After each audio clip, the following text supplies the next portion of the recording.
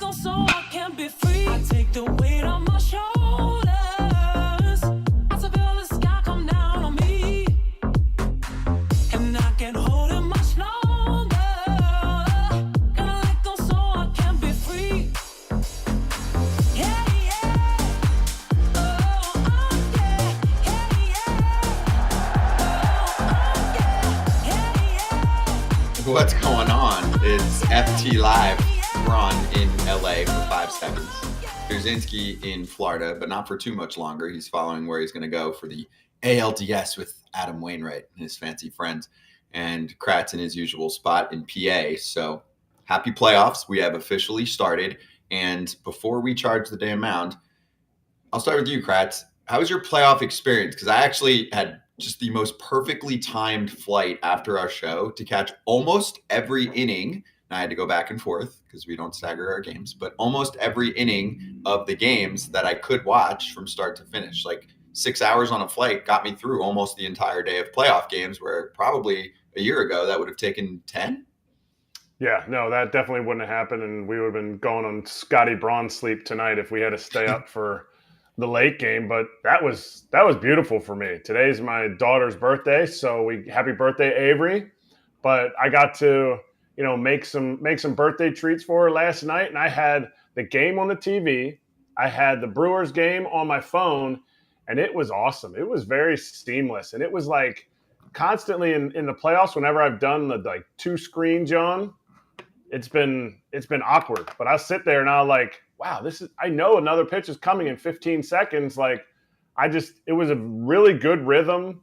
I loved it. I didn't hear all the announcers that I didn't want to hear. I had a great time, and the games were awesome too. So I was kind of bummed in the ninth inning of the Phillies game. I was like, oh, they're over. Yeah. All right. Well, at least we have tomorrow. Right. If I was at home, I would have wanted more. AJ, did you have your two TV set up in the car while you're driving somewhere random? What? Well, the first games, my son had a game. And by the way, Kratz, my brother's birthday too. So happy birthday, Garrett. My son had a game. So I actually had the game on in the locker room and was running in and out, checking in on my phone to make sure my lock hit, which it did. Then I was running in and out, watching it. And then when I got home, the second games had already started. And, I watched both of them at the same time. And, like Kratz said, it was a good night. You know what the best part was? They were over super early. Before 11 o'clock on the East Coast. Incredible I love you pitch clock. It's also good for the game for kids, right? If you're on the East Coast, once you get to that time period, I don't have the experience, but I don't think kids are trying to stay up till 12, 1 o'clock to watch playoff games, right? Well, they are. They are, but they shouldn't. Yeah, exactly. Right. But isn't that the point? Grow the game in the demographic that we don't have. I mean, it doesn't have to be age 55 is the median age for people watching the playoffs. Let's lower that this year.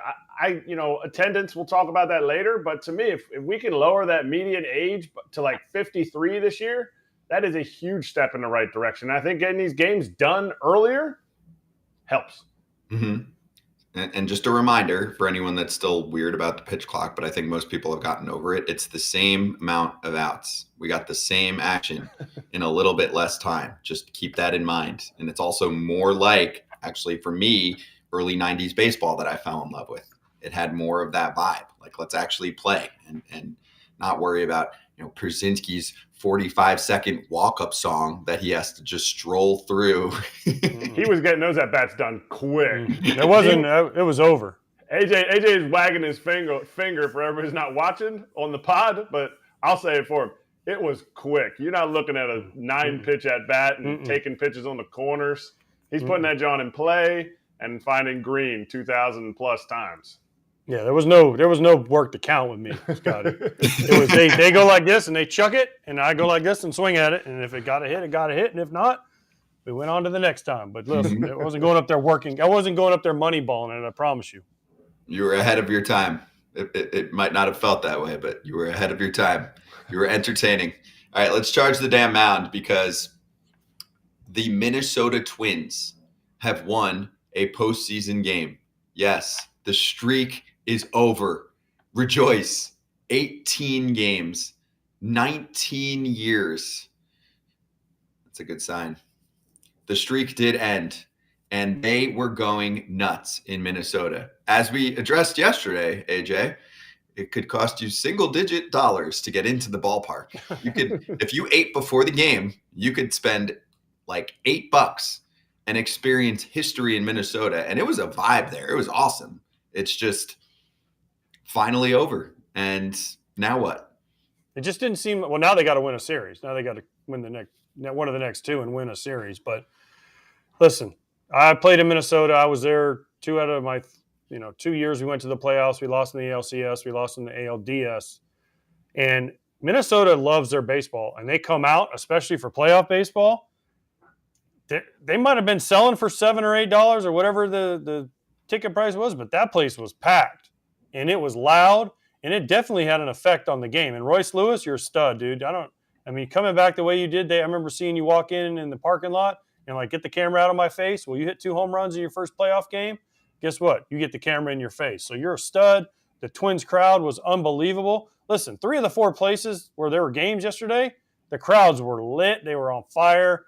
Everything you could want for them. Milwaukee, even though they lost, Philly was being Philly, and Minnesota was just dying to end that streak, and they did, and it was great.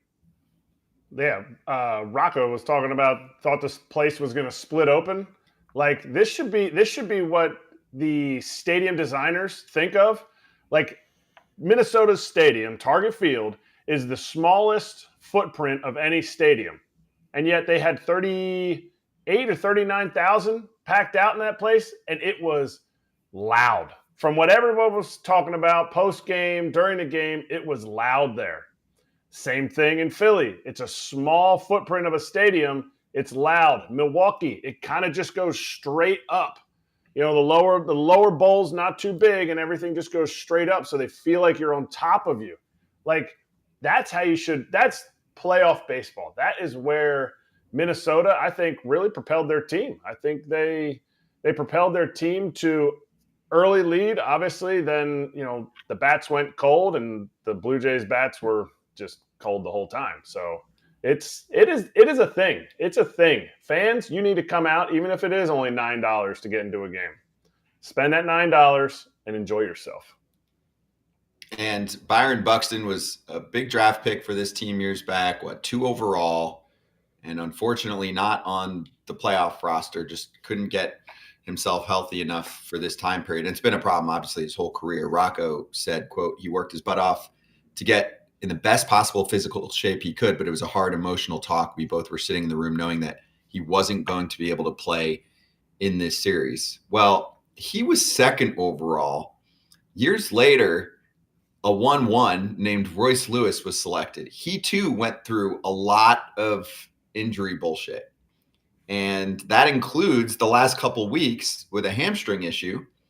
We got to meet him on the field in Cincinnati a couple weeks back when we did our shows there. He's a wonderful young man. He is super cool, super chill, not vanilla cookie cutter bullshit answers. And he homered twice in his first 2 freaking plate appearances. What a stud. And if you're on the pod side of things right now, we're looking at him. And these were impressive ABs. Obviously, Gausman did lay up some fastballs, kind of belt high right in his nitro zone, but dude made a name for himself. And actually, I was pissed because AJ, I was watching the broadcast and they cut away to something else, third AB. I'm like, please let me see what the crowd does third AB. And I saw it on social, obviously. Standing ovation for Royce Lewis. Super cool. And draft picks matter. And what a freaking performance for him. I mean, he carried the offense. Don't forget the other 1-1 on their team, Carlos Correa, who was drafted to pick ahead of Buxton, who made that barehanded play on Bo Bichette at the plate. But Royce Lewis, man, I'm happy for this kid. I know I've met him a few times doing games in Minnesota. Always happy, always have a smile on his face, always very friendly.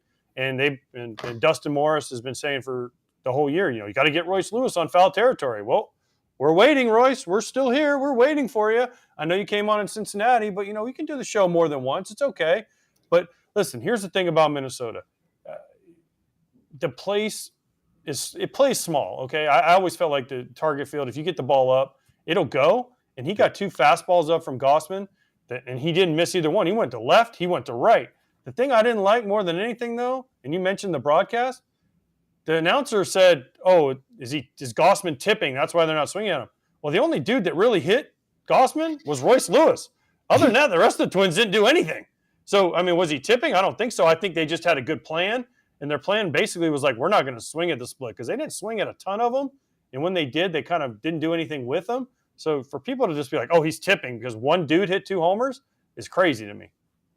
No, I don't know. I said it yesterday. That's why I went on that game the whole year. Every time they face somebody, the Twins face somebody with a splitter, they take every pitch down in the zone. If it starts down in the zone, they are not swinging. Anything up, they are hacking.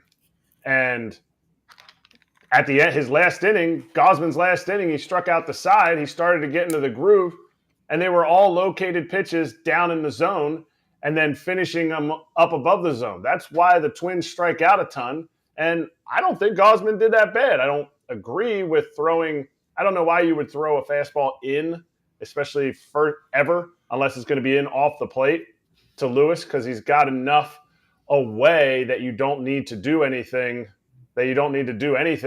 inside except for balls. And I don't know if Gausman was trying to go in, but the whole tipping thing, that was yeah, whatever. I'm not gonna get into my real thoughts on it. But Kratz, that's what happens when a starter has a bad day.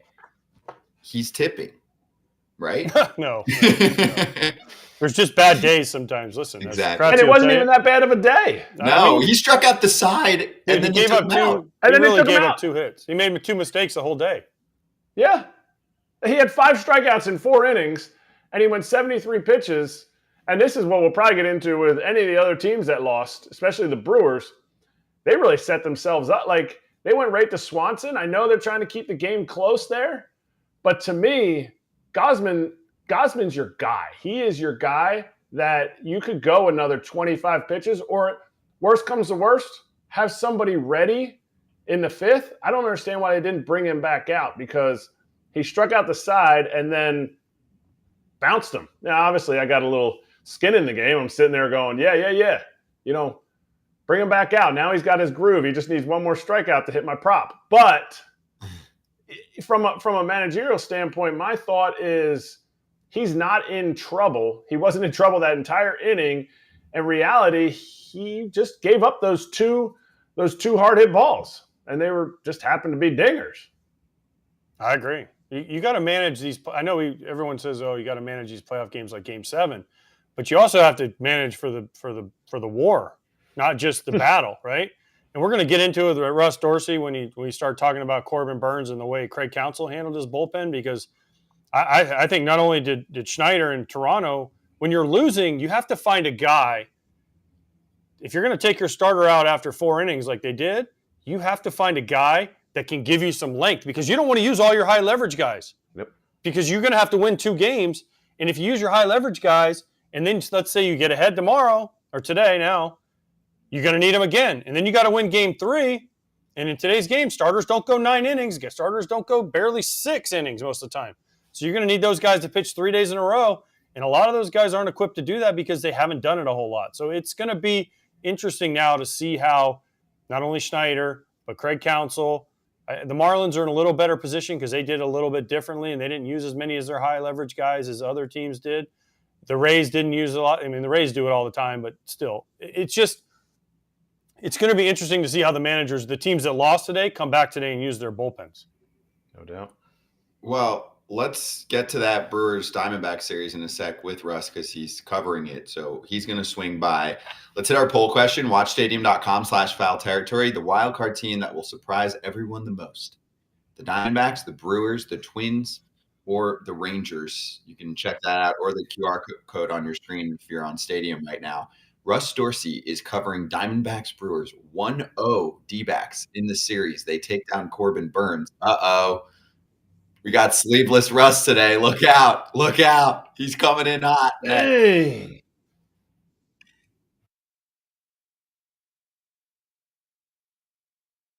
But are the Astros about to punk the AL again, Ken? Are they just... Are you? That sounds like plagiarism. I'm reading that exactly off because it's such a good line that I know Ken didn't write. So, I mean, are they about to punk the AL again, Ken? What, you think he has a ghostwriter? Maybe.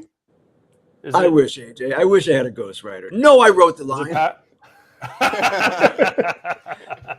And you know what?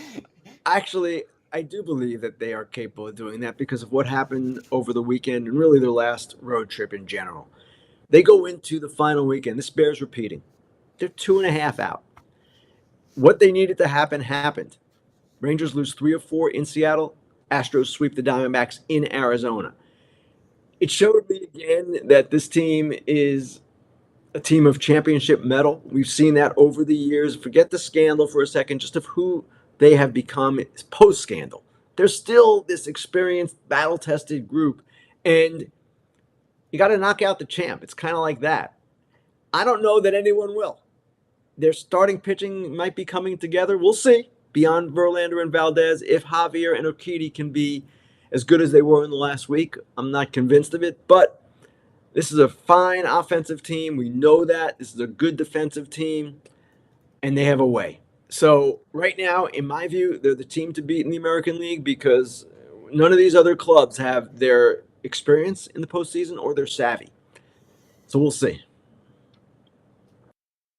And now, back to Foul Territory.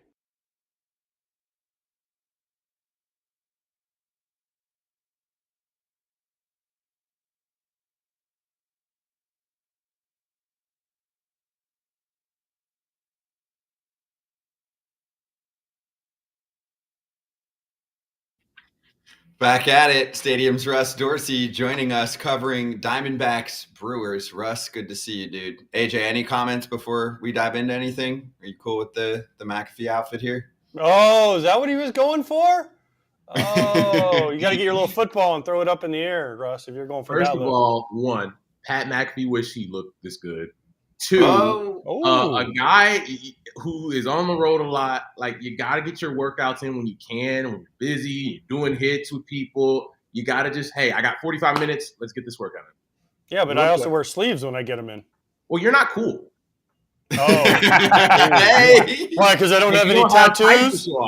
Because I don't have any tattoos? That makes me not cool? Yeah, kind of. No, it's because you don't have the gun show like me and Scotty B. Oh, it's because I don't wear my shirts like this, so I can't go. Hold on, wait, I can't go like this, like you guys do. Okay, look, AJ. yeah. You know what? Maybe you should wear tighter shirts, AJ. No, I'm good. No, he shouldn't. I like to hide the goods, make it a surprise. Russ, normally I'm not the one to get on you, Russ, but did the blind man cut those sleeves? Like, what happened on that one? Like, this is national television here. Like, here's my thing, Cressy. I don't care. Like, don't do that. The point is to just have something comfortable that I can work out in on the road. Like, it's okay. I mean, a T-shirt with sleeves works just as good as no sleeves. I'm just saying. I disagree. It's 2-on-2 here. So okay, that's fine. Let's split the difference and talk about why the Brewers are down 1-0 in the series right now. Why? Because they didn't score runs, right? Like, and they had plenty of opportunities. And it's one of those things going into this series, I said, okay, if I had to predict, I'd say the Brewers would win in 3 games, right? But a key in that is that you have to win the game against Brandon Pfaadt, and they weren't able to do that. And they had plenty of traffic over the first 6 innings. The 5th inning, guys, that's the key, because the Brewers had bases loaded with nobody out, and they didn't score a run. Then in the 6th inning, they got Christian Yelich on. He got doubled off on the infield single, and that was it for the Milwaukee Brewers. And you guys just hit on it before you went to break, like being able to line things up, or in the losing case, when you have to use all your high leverage guys in game 1, it puts you behind the 8 ball in game 2 and 3. Where last night, Craig Counsell went to all his guys, right? You went to Joel Payamps in the 8th. You went to Devin Williams in the 9th. And he threw 30-something pitches, I think 31 pitches in that game, gave up a couple of runs. So now if you're the D-backs, you're kind of playing with house money. You won the bullpen game in game 1. Now you get to go to your horses in game 2 and 3 with Zach Gallen and Merrill Kelly. So couldn't have asked for much of a better scenario for Arizona. Do you feel like Craig was manipulating the bullpen, using it last night, A, because they thought they were going to come back and score 2 more runs, and B, the fact that Freddie Peralta, in his 16 innings that he's ever pitched against the Diamondbacks, he's given up 2 hits, not 2 runs, 2 hits. So you think he's banking on Freddie, or you think it was a bad move by Craig? I hate the idea of playing for tomorrow, right? You gotta win that day's game because you're not guaranteed anything, right? And I don't think that's how Craig was thinking. I think Craig Counsell went in that game saying, all right, we have our guy in Corbin Burnes on the mound, and he's going to give us 7. That's at least what you're hoping for, what you're expecting. He wasn't able to do that. So you have to go to the bullpen, in the 5th inning, and it's still a close game at that point. They still actually, it was a tie game at that point.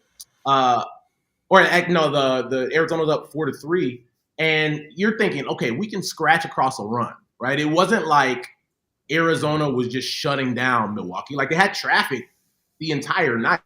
They just weren't able to get that big hit with runners in scoring position. And so now Freddie kind of has to be the man tonight because, like we said, they don't really, you have some of those guys like Abner Uribe, who's been so good for them this year, and Joel Payamps. And then are you going to go to Devin Williams if you have a lead in the 9th, even after you do 31 pitches? You probably will, but then where does that put you if you win game 2 and have to go into game 3 where you're probably going to have a bullpen game anyway? It's a balancing act. I agree, and I said it last night, and I'll say it again today, and we talked about it even in the Blue Jays game. Like, if you're the manager, listen, you have to find a guy to give you length. You cannot use all your guys, especially with no off day. And if you remember the Brewers when they played the Dodgers, was it 2019-ish? 18. Craig Counsell said before the series, we're going to give up game 5. Like, he's like, we have to because the way our team is set up, and we're going to use openers. And remember, he started somebody and brought in somebody after one hitter and the whole deal. Started Wade Miley. And one hitter later, he brought it. Yeah, exactly. But he already said before the series, if we get to game 5, we're giving it up. Wait, what if game 5 is the game you have to win to keep the series going, right? So I don't understand why you got to find a length guy, whether it's Miley who might start game 3, whether it's Ray, whoever it's got to be. But you can't go to Uribe, you can't go to Payamps, you can't go to Devin Williams, you can't go to all these guys. He used them all, right? Yeah. Peguero, I think he used them all, right? So now, like you said, for not only today, if they win today, let's say Freddie Peralta goes 5 and they're winning 4-2 after 5 innings, and then he's going to be like, okay, well, I got to use Uribe, I got to use Payamps, I got to use Devin Williams. Well, then let's say tomorrow he needs a bull. I mean, it just puts you in a bad spot. But Corbin Burnes is going to take the heat. Listen, he didn't have a great game. Okay, fine. Mm-hmm. They also left 11 guys on base, had 2 awful base running mistakes. I mean, they were singled them kind of. They had base loaded, no outs, didn't score. Line drive, great play by Longoria, but then the one with Yelich, listen, it happens. Tough play. They made a great play on him, but it was just kind of a total failure by the Brewers. Yeah, I look at the runners left on base as the big moment. Like, usually you go into a game saying the team that has bases loaded with nobody out and doesn't score, that team probably loses, right, if you add it up. And that's where that game was lost because there was an opportunity for Milwaukee throughout that game. They got out, they scored early, and it looked like Brandon Pfaadt was going to have a really short outing. And, he was able to make it, to the 5th inning for Torey Lovullo and the D-backs, and they kind of got to set up their strategy going into the later innings of that game exactly how they wanted it, and being able to go to Ginkel, then to Paul Sewald in the back end. And I think for Milwaukee today, you need Freddie to give you 6 or 7. And I know I don't think it's a tough ask because if you ask Freddie, he probably says, no, I want to do that. Like, I know what my team needs from me. But I think it puts an emphasis on just how huge the Brandon Woodruff injury is for Milwaukee, because going into the series, you're like, oh, man, this is where Milwaukee makes their money, right? The strong starting pitching and their ability to shorten games to get into the back end to their high leverage guys. And now in a situation like you have here where Burnes doesn't, pitch like Burnes normally does, you have to go to Freddie. You don't know until we see the game tonight what he's going to give you.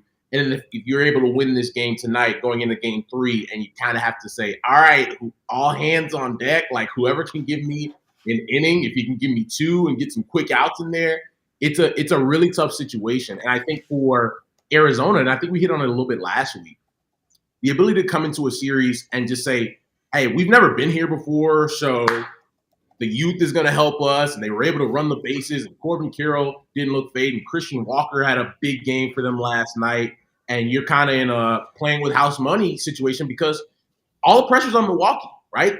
They lost game 1, and you're playing at home, and in the back of your mind, you need your best out of Freddie if you hope to not go home today. So Arizona, I don't know if it could have gone any better for them. So can we go ahead and put a funeral on Kratz's World Series winner, the Brewers, then? Can we go ahead and tombstone him? Boom. I don't. Or is it too soon? Kratz don't have nothing to say. He's like, oh. Oh, I said it once the big Woo stuff came out. I said, can I change my pick? Yeah, that's what I was going to ask. Like, do you make it before Riddick's injury or after? Yeah. Before, I'm not mad at that. I just think it's going to be tough for them because let's say they move on, right? Then you got to play the Dodgers. You're going to have the situation again, right? Because let's say Burns is Burns in that Dodgers series, but let's say Freddie has an off night. Now you're going to have to bullpen for 2 of the 5 games if you make it 5 games. So it's a tough situation to be in. Nobody wants to lose one of their aces at the beginning of the postseason. I think that really threw a monkey wrench in what the Brewers wanted to do this postseason. Russ, you know what I was thinking about? Mike Hazen has mentioned this multiple times, leader of the front office for the Diamondbacks. He's mentioned this before the season started, and I watched probably way too much of their celebration and their coverage and listened to his interview after they clinched a postseason spot. And he's like, we are not going to out-homer most teams. We have to do things differently. They had some pop yesterday. Gabriel Moreno's been a brilliant trade. He talked about Corbin Carroll, too, the other day and said, thank you to the 15 teams that decided to skip Corbin Carroll because he's the best damn player on our team. And he had some swag on that home run, too. Like, he's still kind of figuring out his personality in terms of how he talks to the media, right? He's pretty quiet and reserved, but, man, that homer – that had a lot to it. And we're looking at Ketel, obviously, who's been there for a while. But this team brought some pop. And to me, that's the part that's missing for Arizona compared to most other teams. I'm like, they're going to do enough damage? Well, if those dudes are playing like that, then the answer is yes. And I think for them last night, well, let's start with Carroll because I know last night he was asked, hey, where does that homer rank in a season of plenty of accomplishments? And he said, well, it's pretty high up there. And that team bought in, right? And I think they kind of understand that, hey, they're all going through this together. And you talk about the pop. Christian Walker has as much right-handed pop as anybody. And he, you see what he was able to do for them in yesterday's game. Gabriel Moreno has been huge. This is a guy who is still kind of figuring out who he is as a hitter at the big level. Is only going to get better. But no, they're going to be able to, if they move on past the Brewers, they're going to be scary because of all the little things that they do, where we didn't see it a ton yesterday, but I think in a series against the Dodgers where you're like, all right, the Dodgers they're going to be able to outslug us. How are we going to be able to push extra runs across? And they have enough guys where they have a lot of guys in that lineup who can swipe a bag, swipe 2 bags, and they're not going to be afraid to lay down that sacrifice bunt when they need to move guys over and hopefully get the best out of their guys in Gallen and Merrill-Kelly. Are the D-backs the 2014 Royals? I think the Royals team might have had a little bit more offense, right? With, Moustakas, Hosmer. I mean, right? we had some slug, but we didn't like. It was. I think we were the second lowest number of home runs. Stole a bunch of bases. Pitching staff was definitely outgunned based on who we were going up against, but the bullpen. Not your relievers, Kratz. Your bullpen was better than this bullpen. I'm just saying, there's different ways. There's different ways to win it, and kind of the whole council thing as far as like what he went with. And maybe I'm a council apologist for saying this, but if you break it down, Freddie, they win last night. Freddie is pitching game 3, and I know. Behind the scenes, what was discussed about that 18 playoffs was, okay, we might have to give up game 5. At the beginning, before game 5, right after game 4, we said we needed to win 2 more games. We didn't need to win 1 more game. If we needed to win 1 more game, we would have gone all in on game 5. You need to win 2 more games. So to me, last night, Council was looking at it saying, this is the game we have to win, and that's why he pushed all his chips in with his bullpen. And now he's got to piece it together. There's nobody's denying that. Yeah, especially when the 3-game series, especially, I think it puts such an onus on every move that you make with no off day and with the fact that whoever loses game one is behind the 8 ball as much as anybody. And especially if it goes the way it did for the Brewers where, all right, the guy that we really needed the length out of didn't make it through 5 innings. All right, that means we have to go to our number 2 tonight. And I think if you're Milwaukee, not winning the Brandon Pfaadt start is going to be something that you look back in the offseason and say, man. Like, I know Brandon Pfaadt, had scoreless outings in 2 of his last 3 starts before last night. I get that, but you don't want to have to go into game 2 against Zach Gallen or Merrill Kelly with as good as those guys have been over the last couple of years and say, hey, if we couldn't push across runs, we had left 11 guys on base in game 1, and then they had their 2 best on the mound. Psychologically, you're like, I don't know. Like, maybe we can win a 2-1 game and go from there. But it's a really tough situation for them in your home ballpark, right? I think that's the one advantage that you still have going for you because that crowd was rocking yesterday early in the game when they were able to score some runs. So I think you're going to have to rely on that to kind of push you through to get to game 3. Russ and Eric, I mean, both of y'all can answer this question for me, but I understand that before a game, you go into a game and you say, all right, well, this is the way we scripted this game. But then it doesn't go the way you want it to go, right? So you have to be able, as a manager and as an organization, to say, well, gosh, we're in trouble now. We need to flip this somehow. And that's more of the issue, I guess, for me, is I understand they had to win this game. They wanted to win this game. They went all in. But at some point, they had to also, Craig Counsell also had to be like, man, we've left 11 guys on in 5 innings. Maybe we're not winning this game. So I need to find another way. So I do save it because we still have to win 2 games. And I think that's where, plans, what did Mike Tyson say? Everyone has a plan until they get punched in the mouth.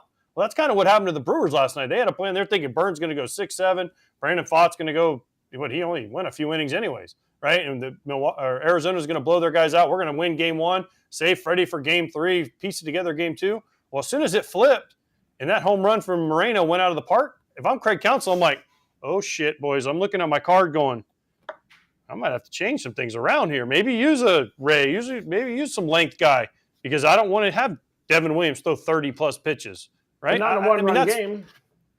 Yeah, that's my point. I'm always a win today guy just because it's like you don't know what's going to happen. And it's a 1-run game in the night, right? Devin Williams has close to almost a sub-1 ERA in the second half. You're not expecting him to not have the command that he usually has and to not have the change up and to give up really hard contact and give up 2 runs. You're expecting him to go out there, shut it down with a 1-run deficit and an offense that had been able to create traffic all game to push a run across the tie. But and let me comment on that too, because you talk about like scripting it. This isn't like a Joe Madden, I script it and I'm not reading the fact that Hendricks is throwing strikes and he got screwed on a call, so I'm just automatically taking him out, going to Lester. This is like scripting it like, this is our game to win. We have to go all in on this game to win. And it was a 1-run game. Like, that's different than scripting like I think some of these managers get overwhelmed in the fact that, oh, I'm scripting this because I have to, if we're a 1-run lead, I just go back to the 2016 World Series where, to me, Joe Madden almost lost that series for him because he didn't read what was going on. They ended up winning, obviously. But to me, him staying with his guys in that situation, they were pushing their chips that they are going to win this game, and they should have won the game. But I don't know that he should have gone off script. You can't bring in Colin Ray in a 4-3 game. I love Colin Ray. I love Adrian Hauser. I love Wade Miley. Those dudes should not be in a 4-3 ball game against the Pfaadt Diamondbacks, even if Pfaadt's out of the game, because you have a shot at still putting the ball out of the ballpark and going up and then going to Devin Williams. Okay, that's fine, but now you're screwed because now Hauser, Ray, Miley. So now you're screwed for 2 games. Let's say they win tonight, 2-1, right? Freddie deals. They have to win tonight. He uses Piamps. He uses Williams. He uses Uribe again. Is he going to throw those guys 3 games in a row? Probably not. So those guys are going to have to pitch big innings for you. So why not make it in a game that, hey, we're losing, we might not win? See where I'm going with this? I mean, I get it. If them butts were candies and nuts, it'd be Christmas every day, right? If they hit a home run, they would have won the game. They didn't. The Diamondbacks did. So now you're fucked. Yeah, but you can't sit and wait and hold You can't sit and wait and hold Colin Ray and all these guys like at a spot where they're not used to in a one-run game. To me, they're going after last night's game. It didn't happen. And I commend them for going after it because I commend them now for adios practice. Kuma stoned. If I had It's to not say over that- yet. They have a chance, obviously. Yeah, come on. They can win 2 games in a I row. understood. If they're If there was close, an they're in area where the trouble. game was lost, I think it was much more on the offense than how that pitching went. I think 4 runs through 8 innings, I think you're feeling pretty good. And with the way that your offense had been able to create traffic, despite being down going into the 9th inning, I think you're probably feeling pretty good about that outcome. And you just can't worry about tomorrow, man, because tomorrow night not be there, right? You think about game 3 and, we win this one, then maybe we punt on game 2 and go. You might be out. You might be out. Okay, that's fine. You might be out tonight, though, too, but True. here's the thing, okay? Now, before one last thing, and we're going to move on from this because I hate bearing counsel because I really like them. But you were at the game last night. Mhm. There was 3 celebrities in the crowd. And I didn't see you next to them. They had front row Amy, Marlins man, and M&M jacket guy. I'm sure you know George Jacobs, the M&M jacket guy, because he's at all the White Sox games. Mhm. And you know Marlins man. And then front row Amy's a legend in Milwaukee. So I was waiting for the Russ Dorsey selfie next to the 3 of them, in between them maybe during the game. Twitter. I'm not. One, I was working. 2, I'm not a celebrity, AJ.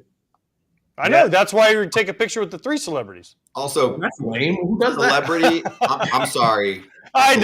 Celebrity- Celebrity's a big I know. That is a Marlins that man is massive definitely a stretch. baseball celebrity, not like actual celebrity. Yeah. No, yeah. Obviously. We're talking about those 3, and the NFL's throwing Swift and Kelsey at us. Oof, we got work to do. as a Sports doing it sport. wrong. Yeah. We're okay. We're okay. But hey, Russ, real quick. I got my comparison here. The Royals, 19 home runs, 15 home runs, 17 home runs. Top 3 home runs for the 2014 Royals. Sounds want me kind to of like the guess? Diamondbacks. Oh, okay. I mean, I don't doubt you because you know that team well. I just feel like this team is a little less experienced than that team was in terms of just like that team had a little bit more big league experience. These guys have rookies going out there starting game 1. For Carroll, he's an absolute stud. Like that ball he hit last night, I don't know if TV did it justice. Mm-mm. That ball was Mhm. absolutely demolished, and he went down and got it. So he's a different animal. But like they have a lot of guys still learning who they are as big leaguers in real time, and they're doing it in the postseason. I think that's pretty cool. And there is breaking news, so I'm going to add this. The Diamondbacks win actually leads to a contract extension. No, I'm kidding, obviously. But I'm not kidding about the extension for Mike Hazen. That is real. That just got reported by some people. I think John Heyman was first with it. But through 2028 with a club option. He's going to be there for a long-ass time. He's done a nice job building this team, and it looks like their best baseball is going to come over the next few years in a winning window here. And some Red Sox fans that thought maybe he goes back to the Red Sox front office and cross him off the list. That probably helped with leverage. So congrats to Mike Hazen on getting the bag from the D-backs. Russ, have fun, man. Hopefully we'll talk to you, early next week or later this week and have a game 3 to cover with you, you know? Perfect. Sounds good. Thanks, guys. All right. Cheers, dude. Talk to you soon. That's Russ Dorsey from Stadium. Who was at the Rays game last night?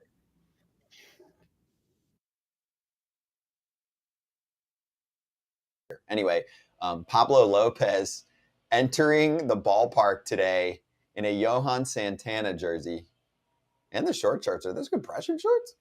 Don't be jealous because he has smaller clothes than you. Well, his clothes don't fit. You guys don't give him shit. Well, because he's a nice fella. Don't mess Okay. with the Johan. I'm pretty sure, though, Johan Santana was on the mound the last time They was lost. in the game. The last time they won. Was he? The last time the 2004? Twins won a playoff 2004. game was 2004. Game 1? They've lost 18 games. Was that since, game 1 18 or against the 19. Yankees? I don't know. I know in 2003 when we won to beat the Yankees, it was who was it? It Let's might have ask. been Johan too. Let's ask Stat Boy. Stat Boy? Oh, we don't have one. Johan in 2003 we beat the Yankees in game 1 and we lost the next 3 and I think he started that game. 2002 I know he gave it up to Adam Kennedy, hit his third homer off of him. in the So ALCS. that shows that the Twins, what I said earlier, they're watching. Oh, trust me, they know that 0-18. I guarantee you, they might. That we weren't on this team. Listen, I promise you that has been brought up by the media, not by the organization, but by the media. They're aware. They push that narrative. I just think it's like, so what? Like, that has no bearing on what we've done this year. Okay, so when they last made the playoffs, what was it, 2 years ago? They said the same thing, and guess what they did? They lost 3 more games and went home, or 2 more games and went home. So then it's just like, oh, the narrative doesn't matter. We're a new group against the Yankees. 2 and out, see you, wild card, whatever it was, whenever they lost. So, I mean, as much as you want to push it, doesn't matter until you end it, and then you got to win a series because they haven't also won a series since 2002. I mean, over 20 years. So until you end those, just end it, and then it all goes away. But if you don't end it, it just keeps piling on and on and on. I keep saying I was the last catcher to win a playoff series with the Twins. Mm-hmm. Oh, you love it. And I picked the Twins. I kind of got to now. I got to root against them. You love it. You love it. Right? No, I picked the Twins. Oh, you picked the Twins. AJ is the Miami Dolphins. I'm the 72 Dolphins. Pop the champagne when they lose. Yep. And now back to foul territory.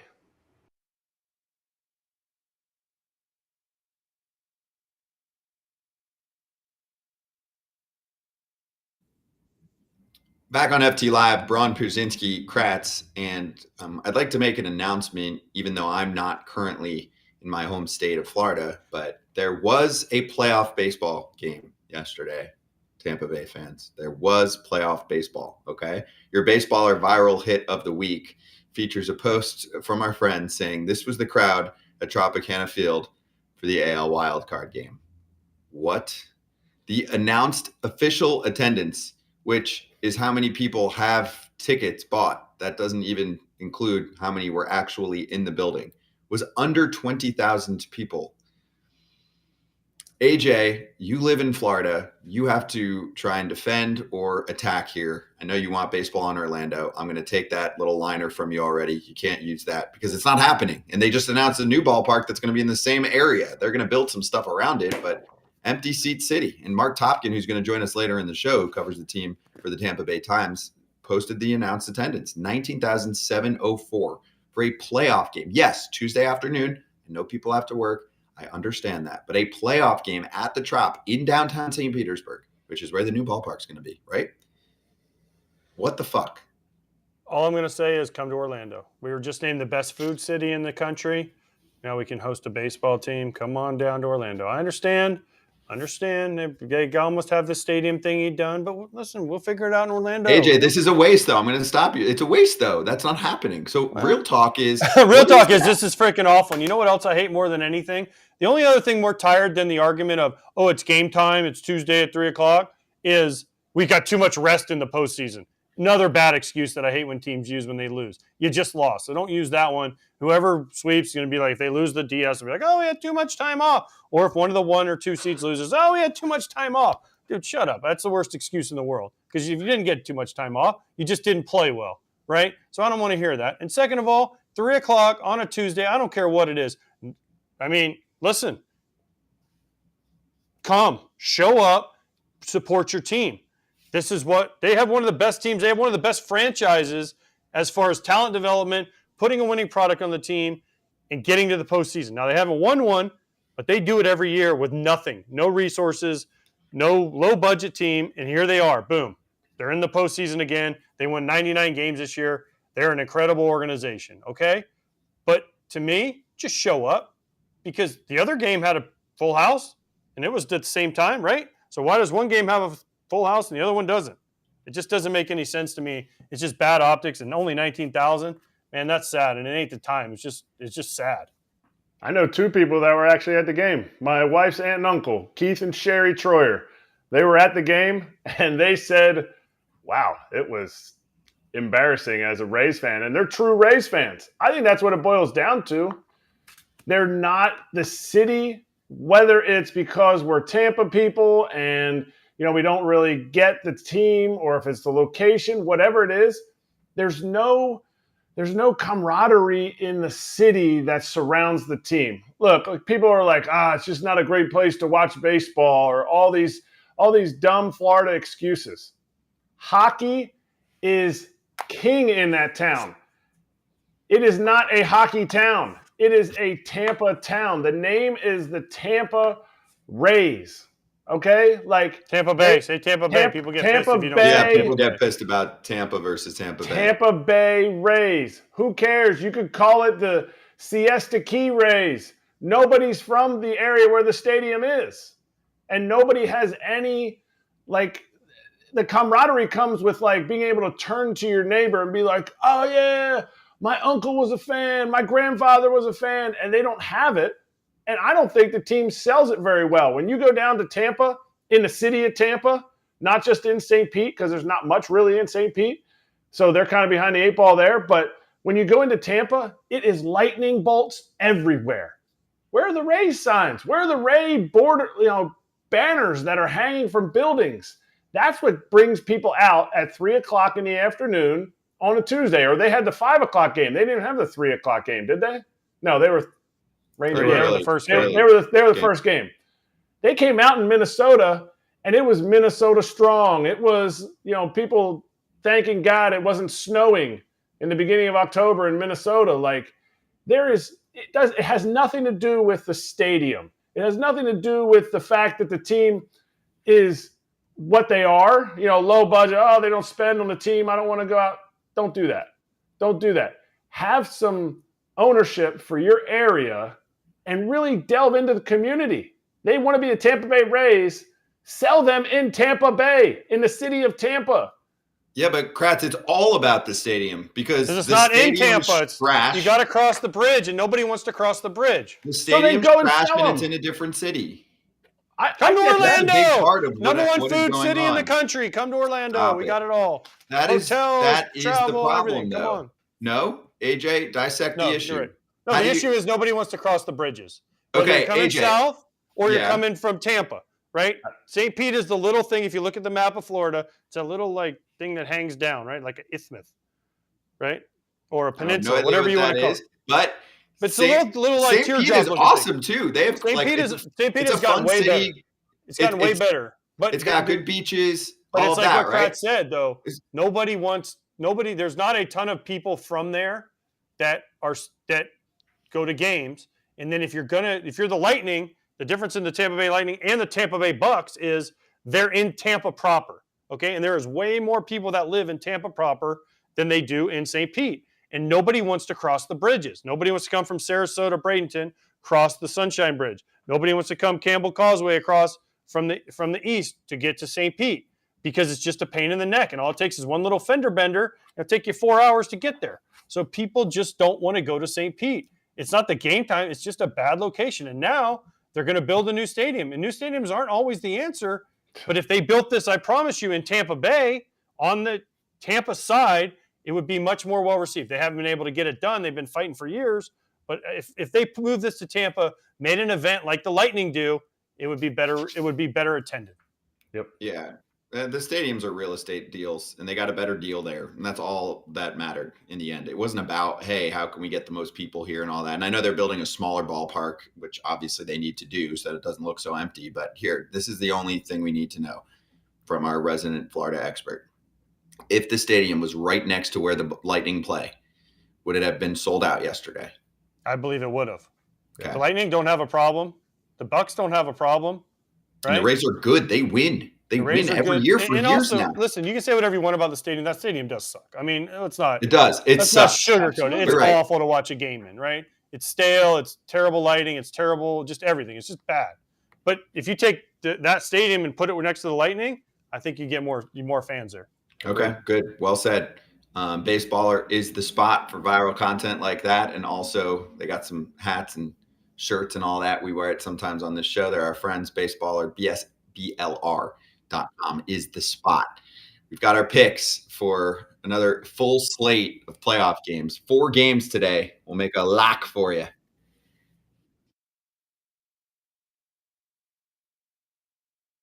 Listen, I mean, It's easy to dunk. I know. Okay, but here's the thing: is a ball this far off the plate and they call it a strike, right? Or you know what I'm saying? I do know what you're saying. Technology has gotten so much better to where they can now see what's a ball and a strike so much better. But it was also their best season ever. So they deserve credit for getting, I know, the 21,000. They deserve credit. This was truly their best season ever, their lowest miss rate of all time.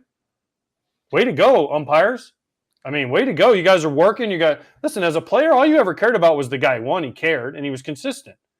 Now, if he was always calling away, you get a report and say, hey, listen, this guy has a big strike zone. He usually calls it away. So you go up there and be like, okay, I got to look away. And he'd call, and you're like, crap. Okay, he's going to call it away again. So you got to look out over the plate, right? But as long as they're consistent with it. I mean, you guys played, so I just am I wrong, Kratz? You just wanted the guy to be consistent. But Kratz, see, for me, it's not the numbers, like, oh, they're 90 whatever percent right. Like, cool, that's fine. It's just that, like, in a big spot, right, when they make a blatant miss, it's so brutal. It's brutal, but I know how Scott's looking at it. Scott's looking at, we could fix this. It could be zero. It could be zero mistakes.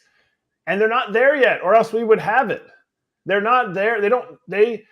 I think if you really delve into this, you really delve into what robo umpires without a challenge system is going to look like, the offense is going to crater the first year. Because I think there's going to be spots that hitters are like, what? That touched the zone? And teams are going to exploit that because they can. It's within the rules. So we can't go from 21,000 down to zero mistakes because the machine is not ready yet. And I love the challenge system. I love that part of it just so we get it right. And it eliminates what you just said, Scott, like a big situation. We just can't get it wrong in a big situation. But every pitch is a big situation. And now back to foul territory.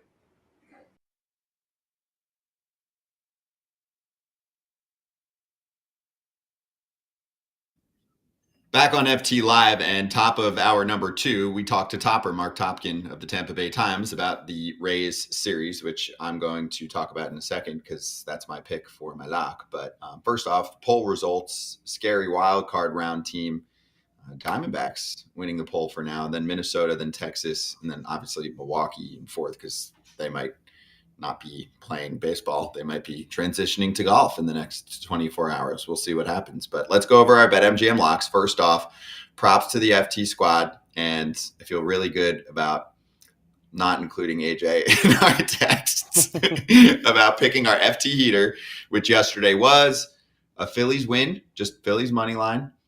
And we decided that Bryson Stott would get a knock, which he did. It was pretty no sweat. He did it early on. What was it? His second AB. So props to Mr. Stott. Kratz fell with Gossman. Obviously, they didn't give him a lot of length. And Montgomery and Glasnow hit the Ks for AJ. So a nice little day. Also, for me, that's a comma. That's 1,045. 1.45 mil. Go ahead, Scott. Yeah. Well, no, or you could look at it as like he's got $1.04. 5, you round up. Yeah, I would round that up to 5. Thank you. Appreciate that. But nice on the FT heater. All right, let's go over our BetMGM locks for game 2s of these wild card series. Kratzy? Yeah, I got burned by the last K because they pulled him out too soon. That's what's going to happen here in the playoffs a little bit. So I went right back to the well. I am getting 4.5 over, 4.5 Ks for Zach Gallen. I'm putting 120 down, and it's coming out at minus 120. I think they're going to give him enough length every time he's faced them. But one, he has struck out more than 4 guys. So I feel like that's a low number, and I think he's going to come out and have a big game tonight. The question is, does he end your series? Before I say my luck. Man, I honestly haven't decided that. I have. That's one of my notes. That's one of my notes. I said we need to pick for each game who's going to win. We need a consensus pick for each game. So, no, you picked against your Brewers, which is the more surprising part. No, okay, just strikeouts. That's fine. I know some of Freddie's stats are ridiculous against the Diamondbacks. Literally two hits he's given up in 16 innings pitched. So you should have picked him. You should have picked strikeouts for him. Or under hits or something. Yeah, but if it gets a little crazy, they might go away from him real quick. Kratz has a good track record. Yeah, okay, that's true. I'm just trying to figure it out. Just trying to go with it. Okay, my lock is Minnesota Toronto game. Gray 3 Ks. I know he didn't strike out a lot, but I figure 3 Ks. He's going to go at least 6 innings. And then Barrios is going to be pumped up. His old team traded him away, big atmosphere. 5 Ks against the Twins team that strikes out a lot. And he's going to walk one because Jose Barrios, he just usually walks one for no reason. So that gets me to plus 110. Let's go. Let's go Zach Eflin. I'm going Rays money line coupled with some Eflin strikeouts to get me to plus a hundo. Get 4 Ks from Eflin plus a win. You need a Rays money line win there. So for me, Eflin, I think he is from the area. I think he's going to pitch well, despite how many people might be in the building. He has really good home numbers. And then for me, it's mostly on the money line side about what I'm looking at across, which is Nate Eovaldi. And I don't know if he's the same Nate Eovaldi that he definitely is not the same Nate Eovaldi from the beginning of the season when he had a 2.83 ERA in the first half, 9 starts since coming back from the IL. His ERA is close to 10. So you just haven't seen enough success there. And the Rays offense is good. That's the biggest part. We'll talk to Topper about this, but I mean, their offense didn't show up yesterday. So there you go. That's either. the lock. Don't forget about Yes, I know. But that's why I think that the defense, it was brutal. But like the Rays win plenty of 5-4 games. That's the thing. It was 4-0. It's not like they got destroyed 8-0. So anyway, nice foul 200 is your bonus code. Yes. Nice to see you pick an Orlando guy for your lock too. Just saying. Well, I'm a You're man so of my loyal to community. your area, the Dreamers. Yeah, I love my Orlando community. I have 1.5 friends there. Place your first BetMGM Sportsbook wager through the app, at least $10 it's got to be, and you'll receive $200 instantly in additional winnings regardless of your wager's outcome. Gambling problem or concern, call 1-800-GAMBLER. Okay, so hour number 2, we'll kick it off right away on Foul Territory's YouTube channel with Marc Topkin. And this one snuck under the radar, but not for us. Did anyone hear the press conference from Jerry Dipoto about the Mariners yesterday? Oh my Lord. After that. Hour 2 FT Live is going to be nuts.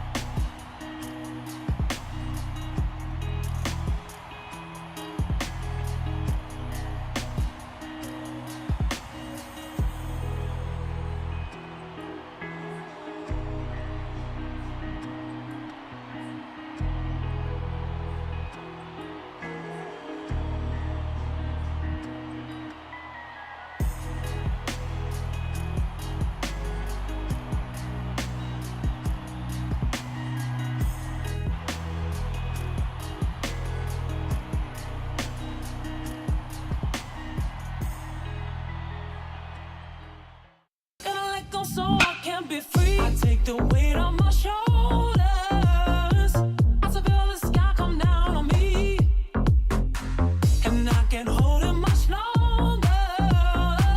Gonna let go so I can be free. Yeah, yeah. Oh, yeah. Yeah, yeah.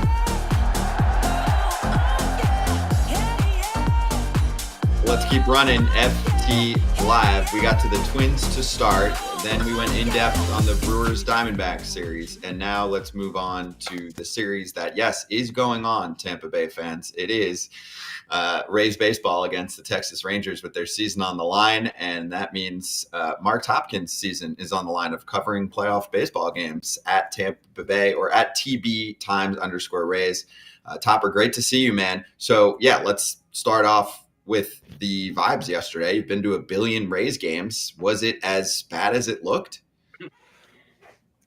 It didn't actually seem like it was going to be the major topic of conversation after the game. They don't announce the tennis till the 8th inning. I've seen enough of these crowds. I was thinking low 20s somewhere, which still not great, but I guess the other side of that too would have been a little bit more respectable.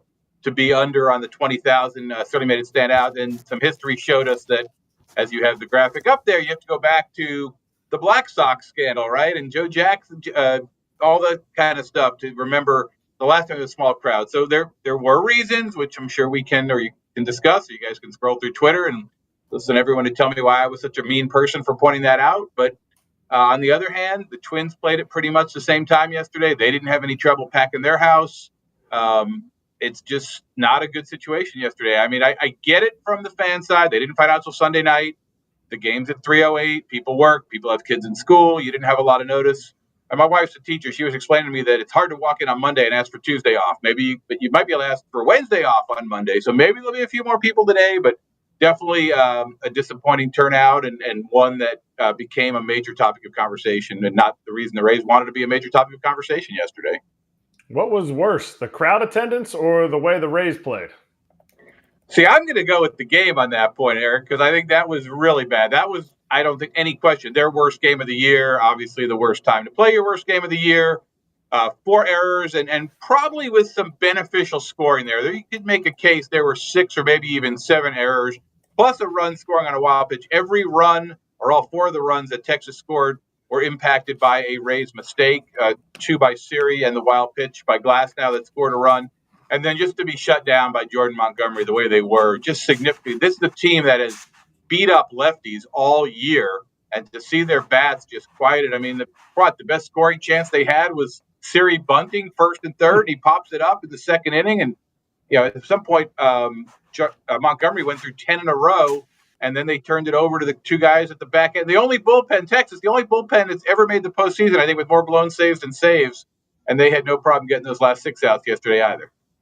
Mark, first of all, your excuse, listen, as a guy that lives in Florida, as you know, and the excuse about the day game, it doesn't work for me because everyone knows the Rays are going to play the early game anyways. It's just the way it's going to be. So they should have known as soon as they clinched the playoff spot and they were hosting, guess what? You ain't getting the 8 o'clock game over Philly, and you're not getting it over Arizona and Milwaukee because they want the West Coast.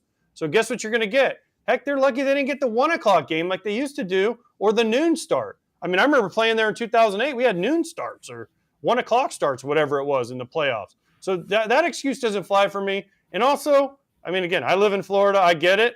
I mean, a lot of the people in Florida in the St. Pete area, they're not working. They're kind of retired. So, again, it's not really – I mean, listen, I get it. Everyone wants to make excuse for their franchises and for why they had a bad attendance. But you have to admit, this was downright embarrassing.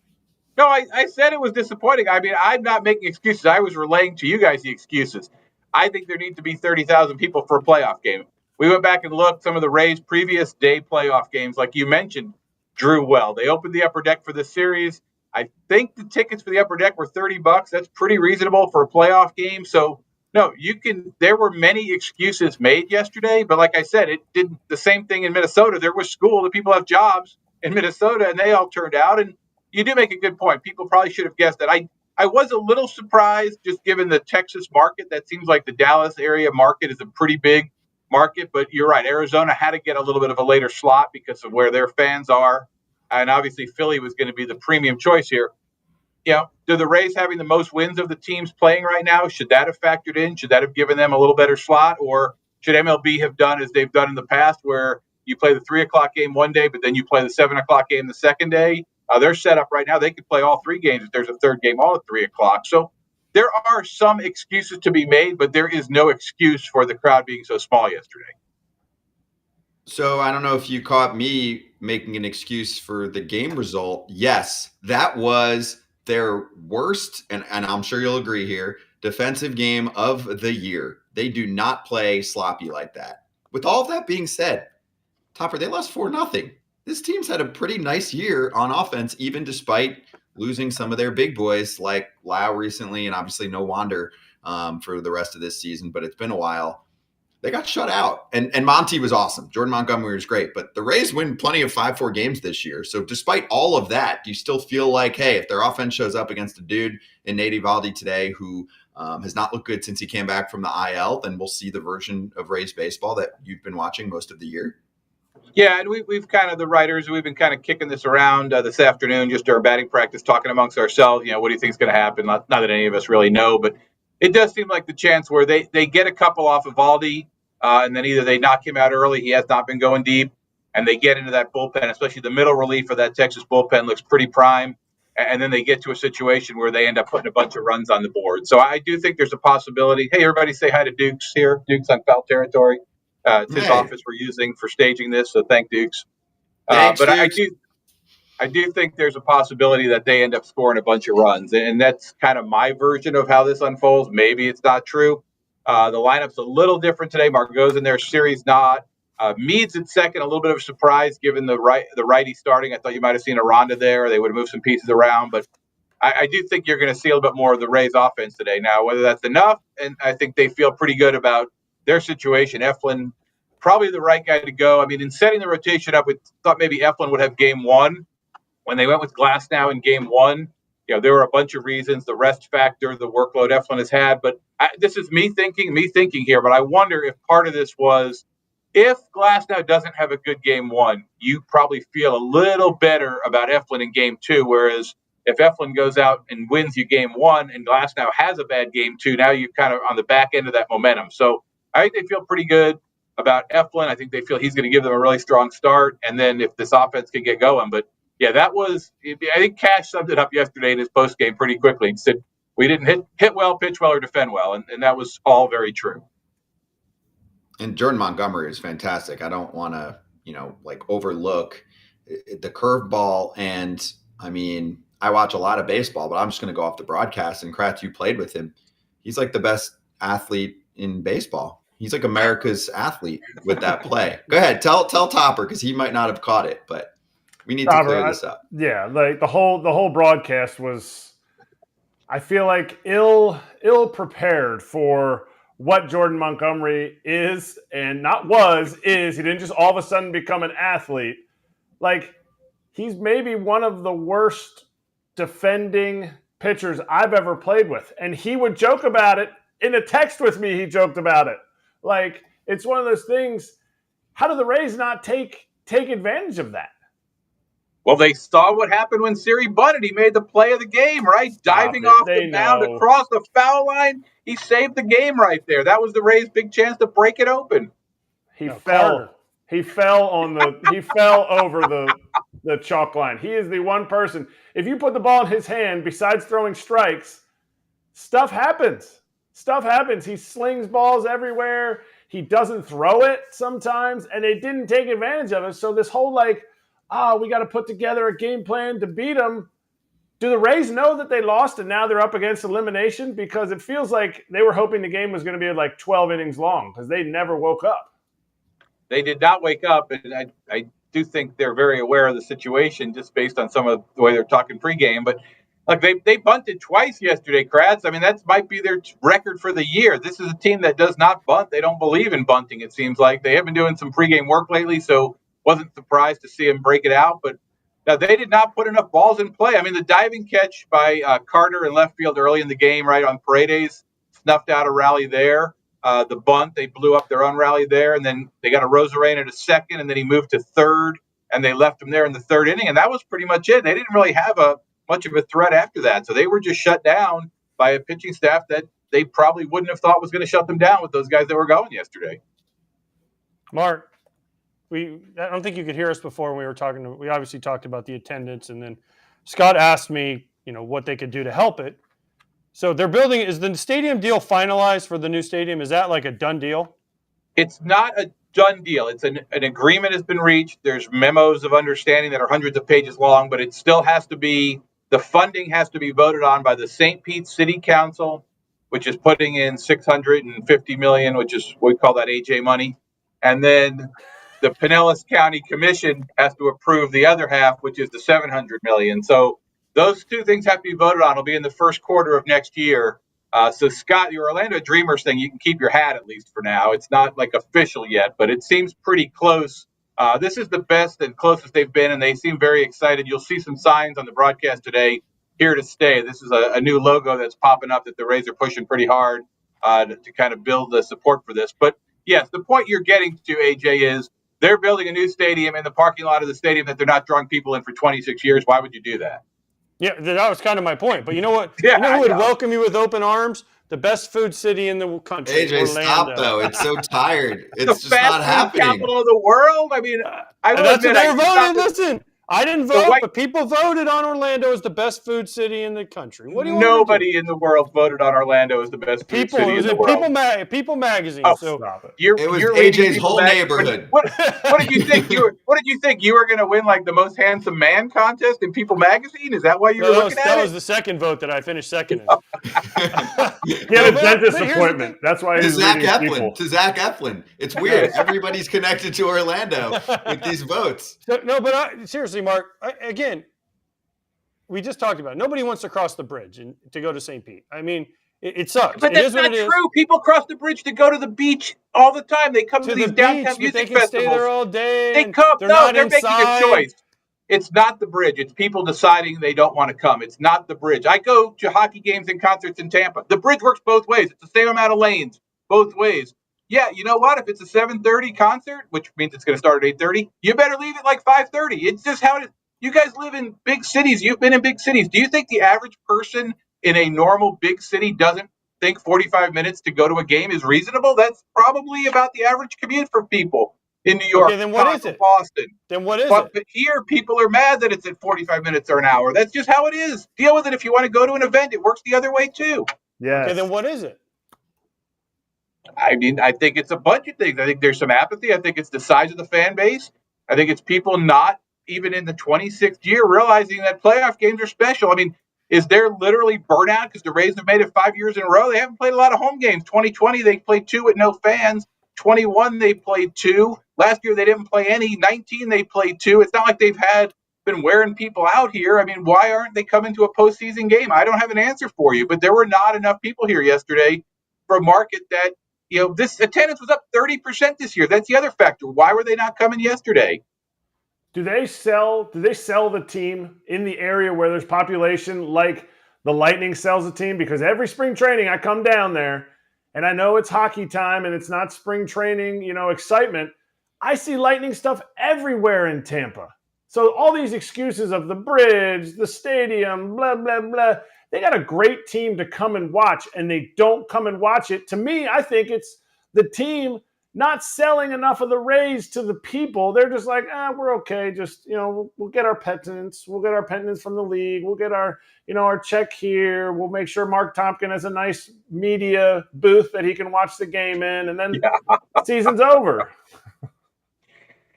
Ultimately, in all seriousness, I think the answer is a little bit of everything we talked about. I think there are people in Tampa who do find it annoying to have to drive over the bridge. Like, oh, that's St. Pete. They're Tampa.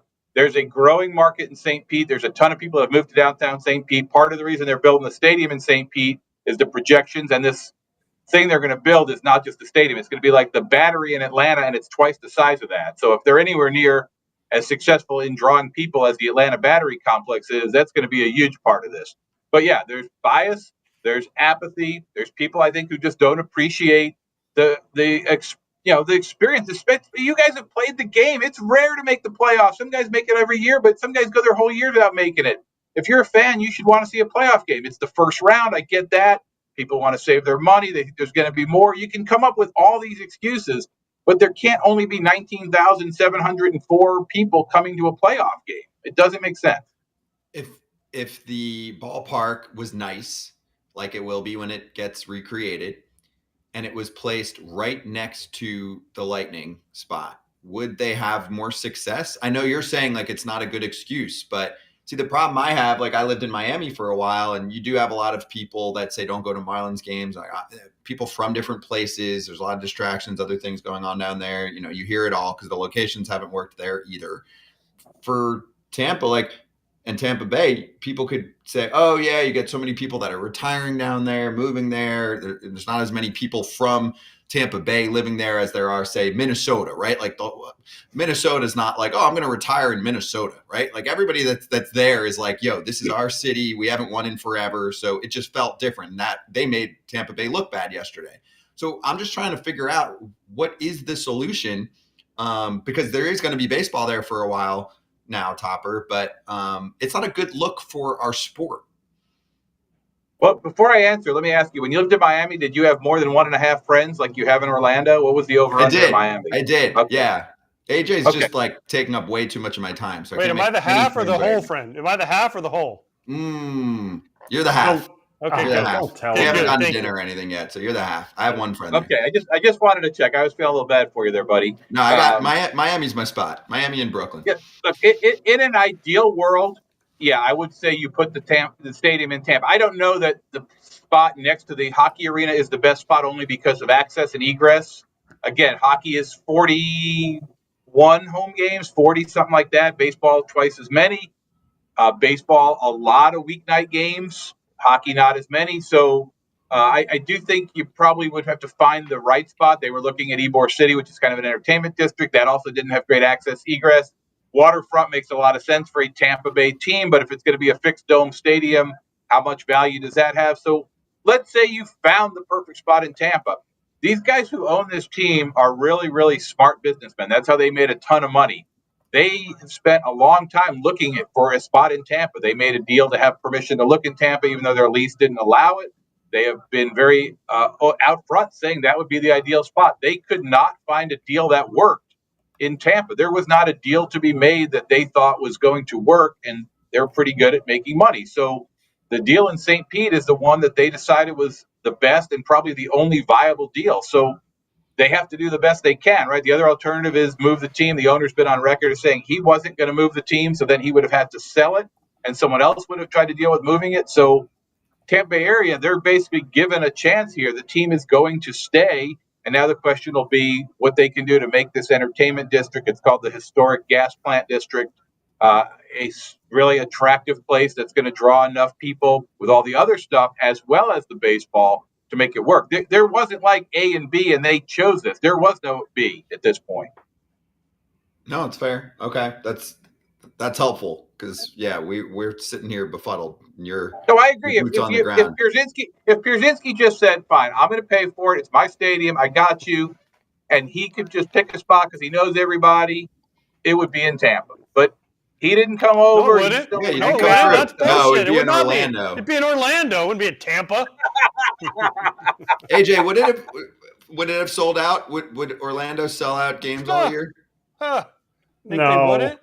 Oh, come on. How did the Magic Everybody's do it? going to Disney. How did the Magic Exactly. do You it? put it right by Disney. It's like Vegas, baby. Isn't That's the not gonna be problem? good. Isn't the Vegas / Orlando problem that so many of the people that live there are the working people who work at in the resort industry, and they work a lot of restaurants and clubs that are open at night. A lot of people are working as well. So I know we were being funny there, but in all seriousness, I'm not sure how baseball is going to work in Vegas. I'm not sure how baseball would work in Orlando from that standpoint either. I know how it works in St. Pete, though. 19,704. There's 2 Florida teams in the playoffs. How many other states can say that right now? That's right. That's right. Florida's got winning baseball. Just Florida doesn't know about it. That's the problem. So we'll keep fighting the good fight to let everyone know. But Topper, enjoy the game. Yeah, I've got the Rays taking this one back and making it a nice series in a game 3 for us tomorrow. So thanks for swinging by, man. Appreciate it. You got it. Forgot about Texas, by the way. You forgot about Texas having 2 teams. That's true. Scott, you do have one friend in St. Pete, by the way. Hey, there it is. All right. Well, tell that one friend thank you. No, I'm kidding. Thanks, Topper. Tell Trisha thank you. That's true. I have two. At TB Times _Rays. Topper's great. Out there in St. Pete. Oh, there it is. My phone's off. I'm not a zombie. I'm going to take my head. I don't want to turn into a zombie. I can't turn my phone on fast enough. That is really frustrating. Is it over? Shake your head if it's over. Yeah, I turned my phone off, so it's over. Yeah, that's it. That's it. The world's over. I don't see anything outside. There's all I these thought it was supposed to apartment happen. buildings. I thought it was supposed to happen 2 minutes from now. I thought so too. I thought it was supposed to be 20 after, but No, AJ. No. classic. It's still going off. We could keep AJ's earpieces out forever. AJ, yeah, exactly. Let's just tell him. Is it over? Wait, when he comes back in. Oh, it's still going. No, AJ, it's still going. I don't want to turn into a zombie. All right. We're going to talk to Ryan Divish soon about the Seattle Mariners. Yeah, but let's get to yesterday's action because there is one series that we have not covered yet. It's just that it's going to be over so quickly. It's not that much of a story, but the Philadelphia Phillies took down the Miami Marlins yesterday. Why are you giving me that look? You think the Marlins are coming back, AJ? I mean, I picked them to win the series, so they This damn is sure so better. lopsided. No, the Phillies are good. And if there's one thing I feel pretty decent about right now, it's I could be a little lone soldier picking the Phillies to win the World Series this year. And so far, very strong. Zach Wheeler was good. The bottom of the lineup was getting some damage done. You didn't even need the big boys yet. And that place is insane. What a transition, Kratz, to talk about the scene in St. Pete and then move on to the scene in Philadelphia. And I have zero bias in my blood. I am not from that area. It's just a damn vibe, and they know how to host a freaking baseball game. They are ready, and this city is just pulsing. Right now, they are waiting. Somebody got Dude, I turned my phone off just so it wouldn't do it, and then I turned it back on, and it still does it. Now, oh man. Oh no, he turned. Wait, it's the same. He looks the same. No, that like Philly is just there's just vibrations in this city for obviously the sports town kind of ignited last year with the World Series and then the Super Bowl and the Philadelphia Union, the soccer team, but they are ravenous for a championship. And it showed last night. And I think, so I was talking to somebody who's at the game. One of my players was at the game and they were like, oh yeah, it's pretty awesome. Everybody was hype. They did their like little cut-ins where, ESPN does the flags waving and everything. And then Rhys Hoskins came out and threw out the first pitch. I did not see this coming at all. Like Rhys Hoskins, who would think a current player actually on the team who kind of Philly fans have been they've been dogging him. They've been dogging him for a while. But he's out this entire year with the ACL surgery that he had, and he came out and threw the first pitch. They said from that point on, it just felt like there was a constant noise in the stadium, and everybody got so hype. And they carried it through the game. And the players were absolutely juiced. The whole this thing by Nick, Big Stick Nick, going and showing them, giving them the bird. Everybody thought it was the bird. Like, this is an absolute low-cane knock to right field. A bullet could have been out, gives them the Serrano, and then the ring finger. The ring finger in this city right now is, yes, obviously everybody in Philly was like, well, I hope he flipped them the bird. I hope everybody on the Phillies flips people the bird. Like, it's a Philly thing. But when it came out that it was the ring finger, oh my goodness, they are loving every second of it because that's what they won here. They won another championship. Kyle Schwarber said when he saw Castellanos hold up a finger, he was like, is he flipping us off? Then he watched the replay back and counted the fingers to confirm it was actually the ring finger. This is from Chelsea James, who's covering the series. Quote from Castellanos, that a ring is why we're playing this month. I was watching on the plane and sent a tweet out, AJ, that look out, teachers. Every freaking Philly kid at school on, what day is it? Wednesday? Tuesday? Whatever day it is going to throw that up there. Wait, that's the real one, dude. I actually wear one on this finger. You wear yours on your right hand? Well, I mean, I've worn it like 3 times in my life, so yeah. Yeah, you don't wear it much. Every Philly kid today, no? And you know what else he said in the post-game local, the NBC Sports local telecast after the interview on the field? He goes, why would I flip off my own teammates? I love those guys. It's just like this team is everything about them. The overalls, they are. You know who's afraid of this game ending tonight? This series ending tonight? The Braves. The Braves are afraid of it. They are cheering hard for Braxton Garrett, and I think he's got a shot. I think Nola has to not prove it because he did it all postseason last year, but I think this is a big game for him. And you talk about Jordan Montgomery up in his value. Nola's going to up his value in free agency here tonight. Mm-hmm. Also, did you see Luis Arraez post game? Is this definitely real? Someone who covers the team, Noah Berger. And he was limping around. You guys see that last night? He was kind of. Oh, he's been hurt down the He's stretch. He's had a bad ankle for a while. You know what that was from? They shut the lights off for the closer entrance, and he fell because he said he couldn't see, which is a whole nother story. We can get into that. You didn't hear about that? No. Ah, the lights are never just completely off. You can see. The scoreboard stays on. Yeah, like How about we just say we tripped? Yeah, like that's cool. Like Kratz did it in intros. Tripped. Yes. Well, Except don't he talk got paid about less. don't talk about my dude like that. Anyway, He had great hair though. He had big league hair, by the way, last night. Did you hear what he said though? By the way, who would you rather have, Luis Ariz or Pablo Lopez? Luis Ariz. Whoa! Nice batting title you just won too. Yeah. Congratulations, Scott. He pitched really well tonight. This is his quote. He pitched really well tonight about Wheeler. The umpire helped him a lot. He called a lot of bad pitches. Wow. That was lost in translation. I don't think he knew exactly what he was saying. That was great. It's a great quote. Listen, watching that game, there was some questionable calls, but they were both ways. Yeah, he was definitely calling the low ball. Yeah, but the ump was consistent. He was calling That's it right. low. Both Make sides. an adjustment, kids. Exactly. Here's my thing. Listen, I know Kratz is already throwing the confetti because his Brewers are out, so now he's moving on to his next team, the Phillies. But the Braxton Garrett's better than people think. If you don't know him, heads up. I got Burger Bomb tonight. I hope this go up. All 4 of these series go to Game 3, just because I love winner take all games. Fair. But they're all elimination games tonight. One team that's already been eliminated, the Seattle Mariners. But they were eliminated at the start of the year, according to the GM. It's not their fault. According to the GM. Oh, I was going nuts last night when I saw this. Let's bring in our friend, beat writer for the Seattle Times, Ryan Divish. Oh, Ryan, I got to be real with Ryan. I didn't think that we were going to have a conversation on October 4th. I didn't. I'm like, all right, we'll talk to Divish again in the offseason. We'll invite him back and have a good time and dissect the Mariners offseason, see if they're going to get the payroll back to, the good old days from 2016 to 2019. Do we have Dipoto to run first before we say hello to him? Yeah, okay. Before we even get a Ryan comment, because we know it's going to be great, he said that they're focusing on winning the World Series, could have left the Mariners, quote, stuck in the mud. We're actually doing the fan base a favor in asking for their patience to win the World Series.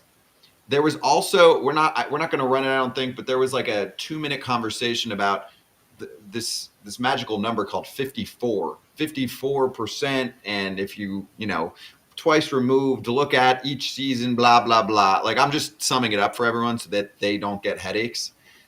Okay, now you go. Your thoughts on how that went yesterday, and were you there? Yeah, I was there. I'm trying to find like the level of discomfort or uncomfortableness that was apparent. Like, I know the guys in the PR staff, and I wish they had like a blood pressure monitor on them. But like from the moment, and honestly, I didn't expect like a mea culpa about like we messed this up or we got to. It's just not how Jerry thinks, not how those guys think. But like, it was bad from the start, and it never got better. I know Jerry is very verbose and very well spoken, and he can talk about a lot of things, and he explains a lot of things in their thinking. But on that day, nobody wants to know how smart you are. Nobody wants to know all the things you did right. All they want to know is what you did wrong, admit you did wrong, and how are you going to fix it. Those are the first 3 things that should have come out of their mouth. I mean, like in his opening statement, he called the season a step forward. Well, nobody wants to hear that. This is a team that talked about, right or wrong, that believed they could win the American League West. And for a while, they actually led the American League West. And then they fail. They don't make the team. Like, that's not ideal. They don't, you have failed. If your stated goal is to return to the postseason and win the division, and you don't get there, you have failed. So that's not a step forward. Whether you believe it or not, whether you believe that your players have gotten better, whether you believe that like everything that you still believe in is on track, that is not a step forward. You have failed. And you have to say it. I mean, and it's just because it's the perception of it all. Like, fans don't want to hear this when you come up short, and they can look at all these different reasons why. And yeah, so I mean, like, it started bad, and then it just got worse and weird. And I didn't, like, honestly, somebody's like, aren't you gonna like, crush them for the things they said? I go, I don't have to. They're getting crushed with just what they said. I don't have to. Like, it doesn't take me to come out and say, hey, that's really bad. That doesn't make any sense. Like, that the fan base is going insane. I mean, you want to talk about a day for sports talk radio in Seattle? You know, it was this day and the day after they beat the Russell Wilson last year in football. This is like the best day for sports talk radio because they can just play those clips over and over. Like, you want sound bites that come from these things, but not those sound bites. The 54% games over 10 years. The fans should be thankful that they've been patient in how they're trying to win the World Series. You know, those just are not what you want, as Joe Girardi likes to say all the time. It's not what you want. That whole session was not what you want. Ryan, first of all, go Hawks, as a Seahawks apologist. And then second of all, there's an old saying in baseball, you win 60, you lose 60. It's what you do with the other 42 that kind of makes your year, right? So I think that's what Jerry Dipoto was kind of saying, but he just didn't say it the right way. And then for him to go and just say, well, we're trying to win the World Series, but, we're doing you a favor because when was the last time the Mariners won a World Series? They've never even been to a World Series. Oh, that's right. So the fan base, just be more patient because, 40 plus years isn't enough, right? 50 years isn't enough. Like, we just keep waiting and waiting and waiting. And so that is where I think he just completely missed the feeling in the room, the temperature of the room, and of the fan base. The fan base last year went to the postseason, and they have great fans in Seattle, even when they're terrible. They're at T-Mobile Park, Safeco, whatever you want to call it, every night, yelling, screaming, bad weather, good weather, right? They just want to get to a World Series and have the opportunity to win it. They got to the playoffs last year, had a great series against Houston, right? I mean, had a chance to win it, lose, come back this year, they're like, oh, this is our year, blah, blah, blah, blah, blah. And then, but 54%. We go into the season thinking we're going to win 54% of the games or whatever. I mean, it's just a brutal way to approach your fan base. Yeah, I mean, like, that's the thing. Larry Stone, our columnist, just kind of wrote, like, there was a disconnect. There's a disconnect between how Jerry views the job they've done and the performance they've had versus what fans expect or whatever. And granted, you can't live your life trying to do what fans want, but you have to be able to admit that when you failed and by number, by everything, by plan, that, you have to have some level of regret to it, and there was none. And I mean, I wrote that too, like, the people that were expecting like an apology or a regret for all the things they did or some promise that they were going to do so much to fix it. That's just not how these guys operate. And for the fans, like, they had over 35,000 for every game for their last 15 or 20 home games. And they're going to be at 2.7 million for fan attendance, home attendance, which is going to be, I think, the highest since since 2003. They're making a ton of money off the fan base, and you failed. I'm sorry, like, that's there's nothing more you can say. Like, the 54% thing is crazy. So he was talking about, like, at least, and I'm trying to understand it because I had to go back and read it and then talk with some people. So, like, he was talking over a 10-year period. If you win 54% of your games, you will make the World Series in one of those 10 years because the numbers say they even out. Like, you'll win 90 one year and 82 one year. But if you average out to 54%, but people don't want to think 10 years down the road or a 10-year period when you've never made the World Series. They think about now. How did you screw up now? How did you fuck it up now? That's what they care about. They don't care about the rest. And I think that's the biggest problem, is that they don't understand how angry this fan base is. Larry Stone, our columnist, wrote about the fan base calling this team was like one of the most unlikable teams that the Mariners have had in the last few years, is because how they played, how they started, how they struggled. Fans didn't expect that, and they didn't like it. And it's just like, you have to be able to read the room a little bit better. I always kind of joke, like, nobody liked the smartest kid in class. And usually it's because they were so busy telling you how smart they were. And I mean, like, I don't know that Jerry thinks he's the smartest guy in the room, but I do think that he believes if he explains it or they're thinking and he can tell fans their process, that will be okay. And that's not okay, because fans don't measure the process. They don't, it's not about process. It's about results. Service says it all the time. It's a results-based game, and the results were a failure on every level because you didn't meet the goal. But the goal is to the postseason, win the World Series. They met neither of those goals.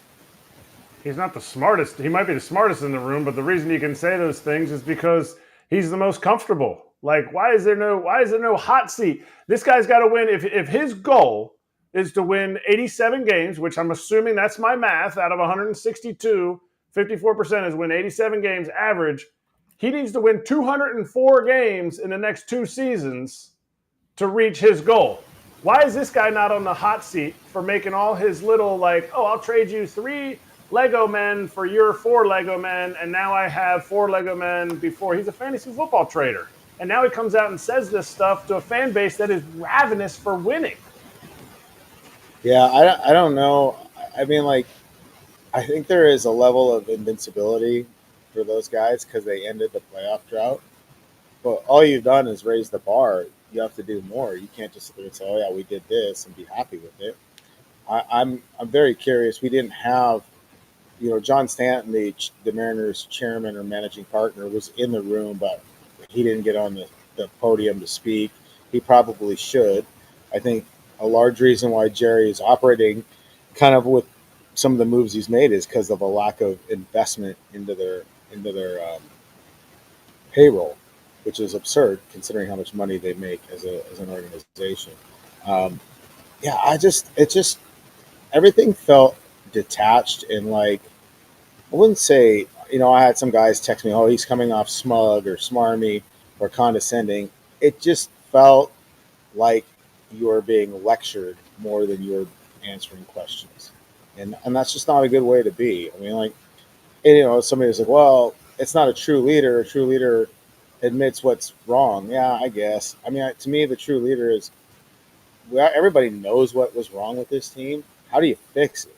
And they didn't even offer plans like that, And obviously, and I'm sure we'll talk about it, the comments made by Cal Raleigh and then the players like J.P. Crawford, Logan Gilbert, Ty France backing him on it pushed them into a corner. So I think they came out prepared to kind of offset what those guys had said.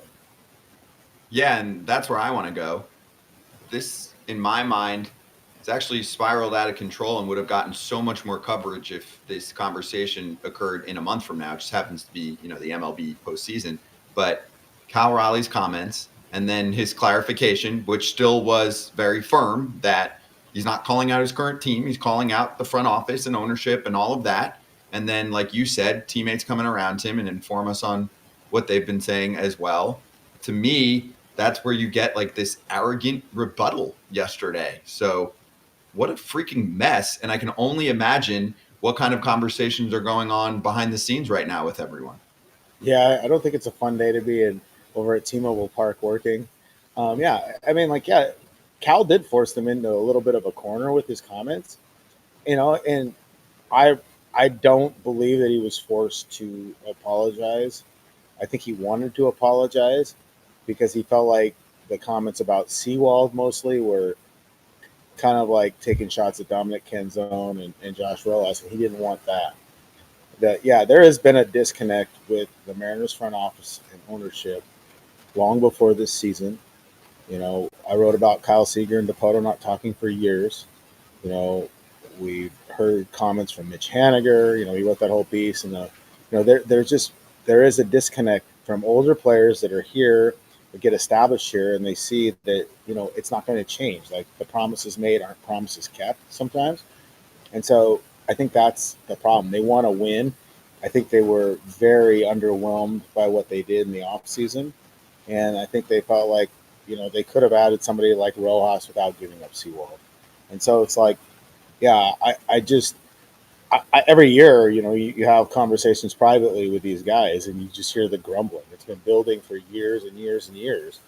And we've talked about it before, but it's a commitment to winning, and winning takes risks, and winning is, sometimes you have to put it out there financially, commitment wise years. And this team is risk averse. They just don't want to do it. So how do you fix it? Like, you look at this team now, it's a pretty good team. Like, they have really great pitching, but they're pieces away. They'll lose to Oscar Hernandez. Like, how do they fix it? Because it's a bad free agent class, and they're going to have the same problems next year. Because right now, as it's constructed, we know that it's not good enough to win a division. You lose a few guys. So it's so weird. Like, every year, I've been covering this team since 2007 or 6, and every year it's something. never about baseball either. Sometimes it's crazy. Okay, Ryan. So I'm going to dispute what you said about Cal Raleigh. I was told that he was forced by somebody to make the apology, and I'm not going to say who it was, obviously, who told me, but or who I heard this from multiple people, and then also who told him to apologize. But you're a reporter. You can probably put two and two together and figure out who told Cal Raleigh to apologize. Now, did they also do that to George Kirby after he came out and said, "Well, I threw 90 pitches and I shouldn't have been out there," and then he got destroyed by everybody all over the place? I mean, was he also told to apologize? Yeah, I don't know how it works with that. I do think that like Jared and George, when Kellner kicked the water cooler and broke his foot, I feel like Jared and George were encouraged to go out and make a statement. Like, I heard Raleigh, like he wanted to say something, and I think Cal wanted to say something. I don't know if he wanted to do it through the media. I heard he was forcibly scolded to go make an apology. Yeah, I think he was told to apologize to his teammates. I know that. But okay, like, why would, like, if you're the Mariners, and then again, this is not reading the room properly, like Scott and Jerry, whoever. If you're the Mariners, if Cal wants to apologize to his teammates, just have him go do it in the clubhouse, because it's a hell of a lot more meaningful there than going out and doing it in front of us. Because the perception was then that he was forced to apologize, no matter whether or not he said he didn't or whatever. Everybody's saying, "Oh yeah, he was forced to apologize," and it's just another kind of shot at like how this organization is run. I don't think he had anything to apologize for. I didn't think he trashed his teammates. I didn't, it's fair to be critical of the organization because the organization deserves criticism. They, and whether it's Dipoto's philosophies or John Stanton and the ownership group not greenlighting enough payroll, regardless of how you get there, the results are still the results. You didn't have enough talent and you didn't win. And what they thought was going to be a rebuild that would also coincide with the Astros falling down and not really taking into consideration what the Rangers were doing. It's not the same spot. They're not the same landscape they expected or predicted when they started this. The Rangers have moved up. Houston hasn't fallen back like they thought, and they're still kind of a middling team that has to play almost perfect baseball to win 90 games. And we saw that this year they couldn't do it. Ryan, all you hear about all year with the Mariners going into the year was Julio Rodriguez. Now, he had a great second half, okay? And kind of got when he went, the Mariners went. But everything you heard from people around the organization was J.P. Crawford is the MVP. J.P. Crawford, not Julio Rodriguez. Is there something going on that we're missing here? Why would they say J.P. Crawford when Julio Rodriguez clearly not only is the face of the Mariners, heck, you could put him up there with the face of Major League Baseball as much as he's on commercials and everything. So are we missing something with what Julio brings into the locker room every day? No, I don't think so. I just think that from the start of the season, really, until the end of it, JP was probably their most consistent guy. And you look at some of his clutch numbers and stuff, like he hit like 670 with runners and with bases loaded this year. In the biggest moments, JP kind of came up big, and there were large stretches of the year, like we talked about it earlier in the year. Julio struggled the first couple of months. He was swinging at everything. He was trying to hit the ball 500 feet all the time, got out of his plan, got out of his approach. The production wasn't there. I mean, like if you look at Julio's production, 60% of it came in July and August. Like this last homestand, he was 1 for 23 on the homestand. That's pretty tough road there. So I think that's why JP has got the MVP stuff, the defense, the leadership, plus the hitting this year. He was a homer short of 20 home runs. He had actually, I think, finished with a higher OPS than Julio did this year. And so that's, I think, why. I mean, I don't think it's a slight at Julio. It's just that JP had probably the best offensive season of his career, and they really feel like he's figured some stuff out and took a step forward, too, in the leadership department as well, holding guys accountable, doing stuff out of his comfort zone. He's never been that guy that's been vocal about things, but this year, he stepped up. I know after the season ended, he just stepped up and he said, "Look, I went to Driveline in Kent. I did all this stuff. I put in more work than I ever did this offseason, and this is what happened." He says, "We all have to do the same. Like, this isn't good enough. We shouldn't be standing here right now. So everybody has to look in the mirror and say, what do I need to do to get better? And you need to do it." He goes, "Because there's no reason we're not playing." And I mean, that's something, that he could have never done 2 years ago. And he's doing it now. I think that's another part of the value that they're talking about. It's just how much he's holding others accountable. Did you guys go over Otani with Dipoto and get any hints there? Because the main problem I have is the payroll not being what it used to be. And I'm looking at either the glass half full or the glass super half empty. Is this team doesn't spend like that anymore. So maybe they're not going to be able to compete with, a Dodger offer that's like 600 mil. Or there's some hope here in my brain going, maybe their payroll was like 16th or something this year because they were waiting to try and throw the bag at Otani. Yeah, he can't talk about it technically because he's not, the World Series isn't over. He wouldn't even give us a thought on what they do on the qualifying offer with Teo. I mean, I don't know that the Mariners would go 600 million or 500 million. I think they go 400 million. I think they would do it that way. Like, they'll give him 50 million a year for 6 years, and they'll give him the opt-out that maybe other teams won't. They'll give him the opt-out after 3. They should do whatever it takes. That's the best free agent hitter on the market. You lack a free agent. You lack pop. You lack, they have a DH spot open. I mean, I don't know that, Mike Ford can't be supplanted as the DH. I mean, they should do it because this is a bad free agent class in terms of hitters, and that's the best one. And $50 million a year, Shohei Ohtani pays for that. He pays for that in your revenues and your advertising and everything else. You'll make the money back off of it if you get Shohei Ohtani. I don't know whether they'll get him or not. I still think he'll go to the Dodgers. I think they'll make a really good offer, but all I know is I hope Shohei signs quick so I don't have to deal with it all off season.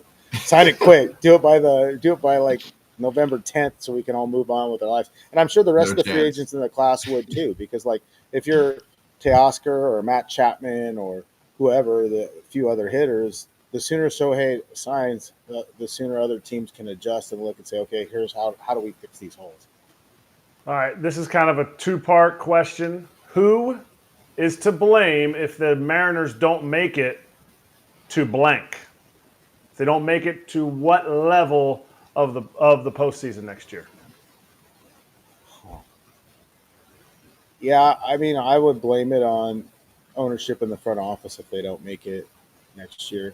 To where? They're going to have because the ball is in their court. You have good pieces. Like you always talk about being strong up the middle.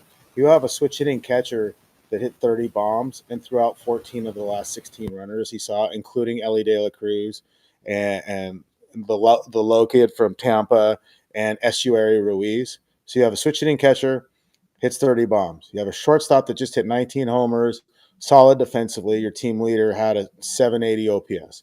You have a center fielder who is a superstar, an absolute superstar that will get better, who had 30 home runs or over 30-30 this year.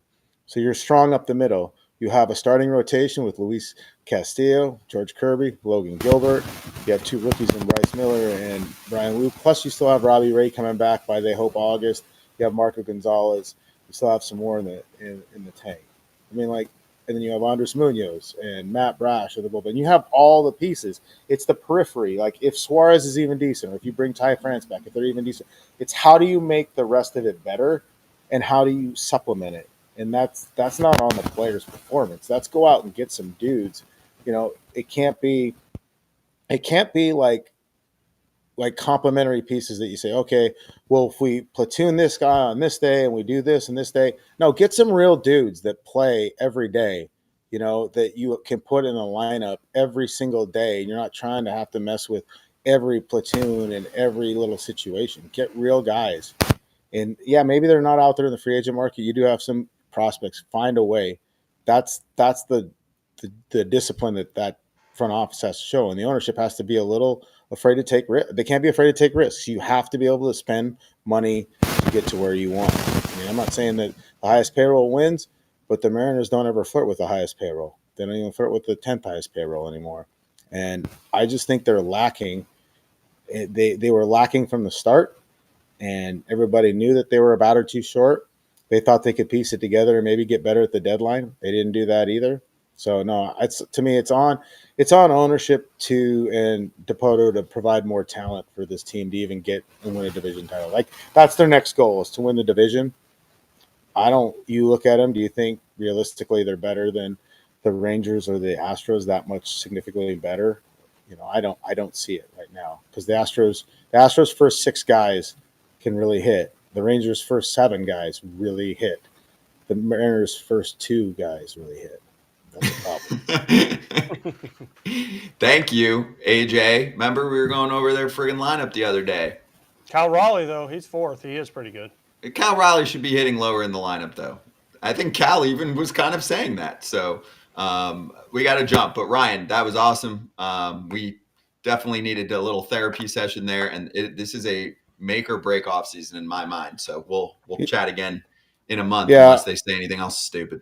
Yeah, I'm hoping that they don't have any more major press conferences, so I can just hide off into Montana and not be heard from for a while. I want you to relax, dude. But they've got to shut up, I guess. And I don't think Ohtani's signing in early November, unfortunately, for you. Maybe Damn late it. November. Yeah, maybe I'll take close November. to Thanksgiving. Okay. All right. See you guys. See you, Ryan. Good to see you, dude. Thank you. Appreciate it. What do you got there, AJ? Just the old ball. It's the old home run ball. First ever home run ball, Comiskey Park. It's the ball Is that what it tried is? to eat. Scott tried to eat it. Well, I mean, you told me it was Gluten free. I don't know. I don't have a Dairy good answer free, for that one. gluten free, I don't have a good. nut free. Yeah, exactly. I don't have a joke, so I'm not going to go there. Hot corner time, okay? Let's finish strong here. I do have some props to hand out, not betting. When there are either good people or good leaders in the game, they should be recognized. The show is not just negativity. It's just that some people say dumbass shit. That is the owner of the Philadelphia Phillies that we're looking at right now, carrying a bag of baseballs during BP. And apparently some of the people were commenting saying he'll take a lot of baseballs during BP and throw them from the field out to the crowd. That is a winning owner. And I'm not just talking about winning baseball games. That is fucking awesome. And we need more of that. Somebody on Twitter said, somebody significant, a analyst who used to play, said, "Oh, that's eyewash." And I don't believe it's eyewash. I think it's the little things like that. Now, does he have to do that? Absolutely not. Nobody's ever going to say, I haven't seen John Middleton carrying any balls lately. Nobody's going to say that. It's the little things that show you're invested in your players. You're invested in not only the ballpark surrounding real estate, but you're invested in the players on the field, which make the game tick, which brings 9,000 plus more people in the seats. This guy is invested. And yes, they got video of this, but John Middleton is able to go to the usher in row, in section 212 and talk to that person because he knows their name. He's able to go to the usher in 420 and talk to that person because he knows their name. This is how Middleton and before him, Mr. Montgomery, have run this organization. Oh, and they also make money. Oh, and they also are going to win a lot of games for a lot of years. That is insane to me that somebody was calling that out. That's eyewash. Oh, sorry. Let me not go to most games like many owners do. They don't even go to games. And then there are many others that will never touch the field or talk to their employees. I mean, I had a boss once. I mean, he got fired eventually, but I had a boss once that never came down and hung out with all of his employees, ever. And his previous boss did all the time. And everyone was like, hello, are you there? It's a bitch move to not be part of your team that you're running. So sure. Do you have to be at BP grabbing baseballs and carrying them back in and whatever to be a justifiable, respectful owner? No. But you shouldn't call that out. I didn't know that, Kratz. That's insane that someone's calling that out. Eyewash? really? Is hustling eyewash too? Should dudes run down the line? Like, AJ, help me out here, dude. As Ozzy once said, good players play, bad players hustle.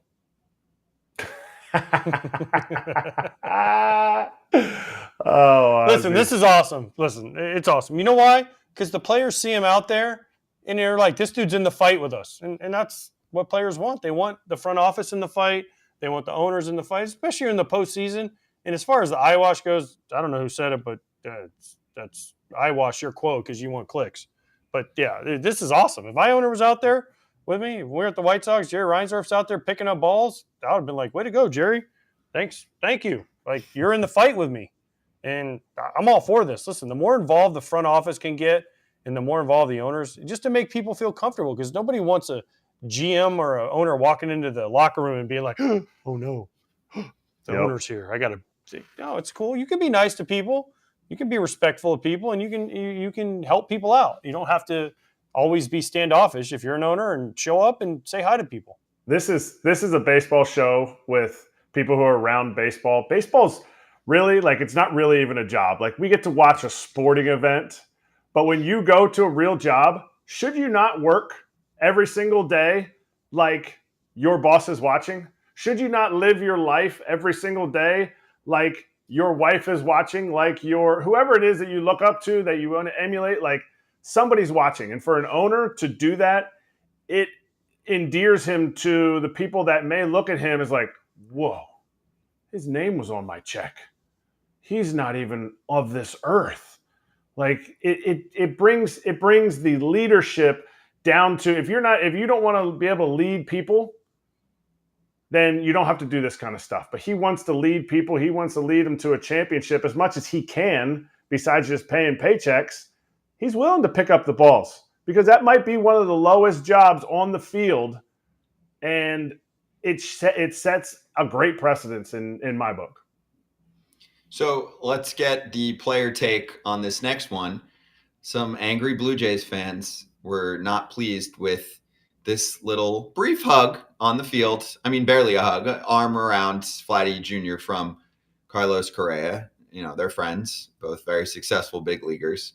There's pissed off Blue Jays fans. And it's not just about this moment, which is, you know, a big moment in the game. I think Blue Jays fans just feel like they don't see sense of urgency sometimes. And again, I'm going to just represent fans, and many could be trolls on social media platforms being like, I want more, you know, oomph and like, what the fuck? This team's way too talented kind of stuff from the Blue Jays right now. At the same time, also, what's Vladdy supposed to do? Correa comes over and go like that? Like, so thoughts here? Because I shouldn't be the one talking about this.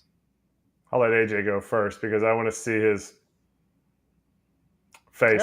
I got no problem with this. They're friends. No, when you were playing. Well, when I was playing, I was told by Brian Butterfield, we don't talk to the other team or the umpires because we are the Red Sox. Yeah, beat it, Butter. You're tired. So here's my deal. Because, you know, but like, no, listen, you have friends and guys bounce around, and Carlos Correa and Vlad Guerrero, maybe they did something in the offseason. Maybe they hung out. Like, this wasn't a big deal.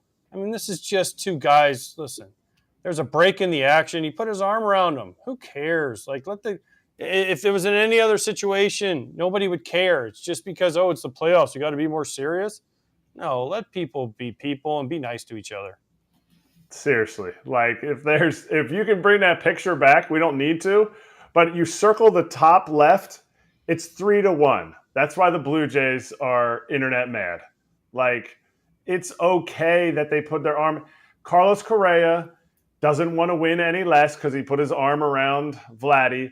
Vladdy doesn't win. See, right up there, top left. Toronto 1, MIN 3. That's why Toronto's mad. If it was the opposite way, Guerrero fans and Blue Jay fans would be like, oh, man, look, he's even having fun. It's the playoffs.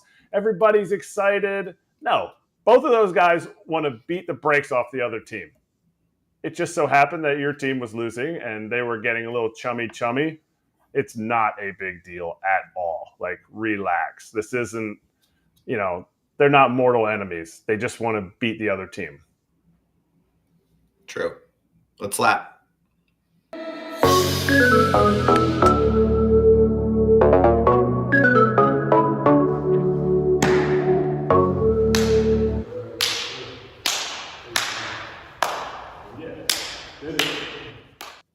Amp time. Caller name, fave team, question or comment. And unmute, please. Ooh. Hello, it's Jamie. I've called before. My question is that, with a team like the Orioles who are very young and this is their first postseason, wouldn't it be, how hard of it would it be to not overcome, but to, get that week of rest where, as the Braves, they have this plan of the simulated games and, ramping up, like how difficult, or I don't know, like if that's the right word, but like how tough would it be for them to, get in that mindset of, all right, we get to rest now, but now we got to go, full speed to whoever we face in the DS. Thanks, Jamie. Good stuff. You want me to go first on this? Yeah. Since I already said this. The most tired excuse in the world is, what'd I say?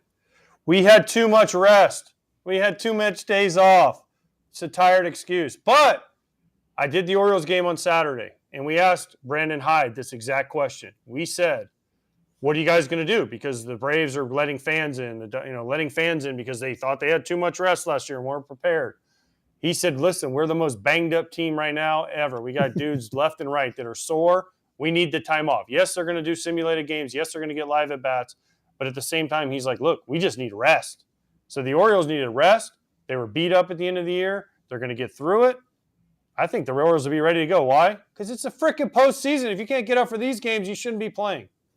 There's no like, oh, we've had time off. Like, I'm rusty. I'm too fresh. I'm too No, fresh. nobody's ever said that. Nobody's ever said I'm too rusty. They're just coming up with excuses.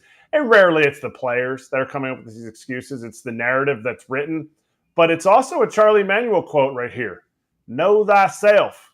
If the Braves need simulated games and fans to come in the stands because they need to, have that stimulation or whatever it is, good for them. Do it. If the Orioles need spa days, then that's what they need to do, because it's time to come out and be in the best position you can to get exactly what Nick said, the ring. I love it. I'm not going to add a thing because I didn't play, so that was beautiful. Kratz Hats, what do you got? Well, Amp Caller, thank you for joining us, Jamie.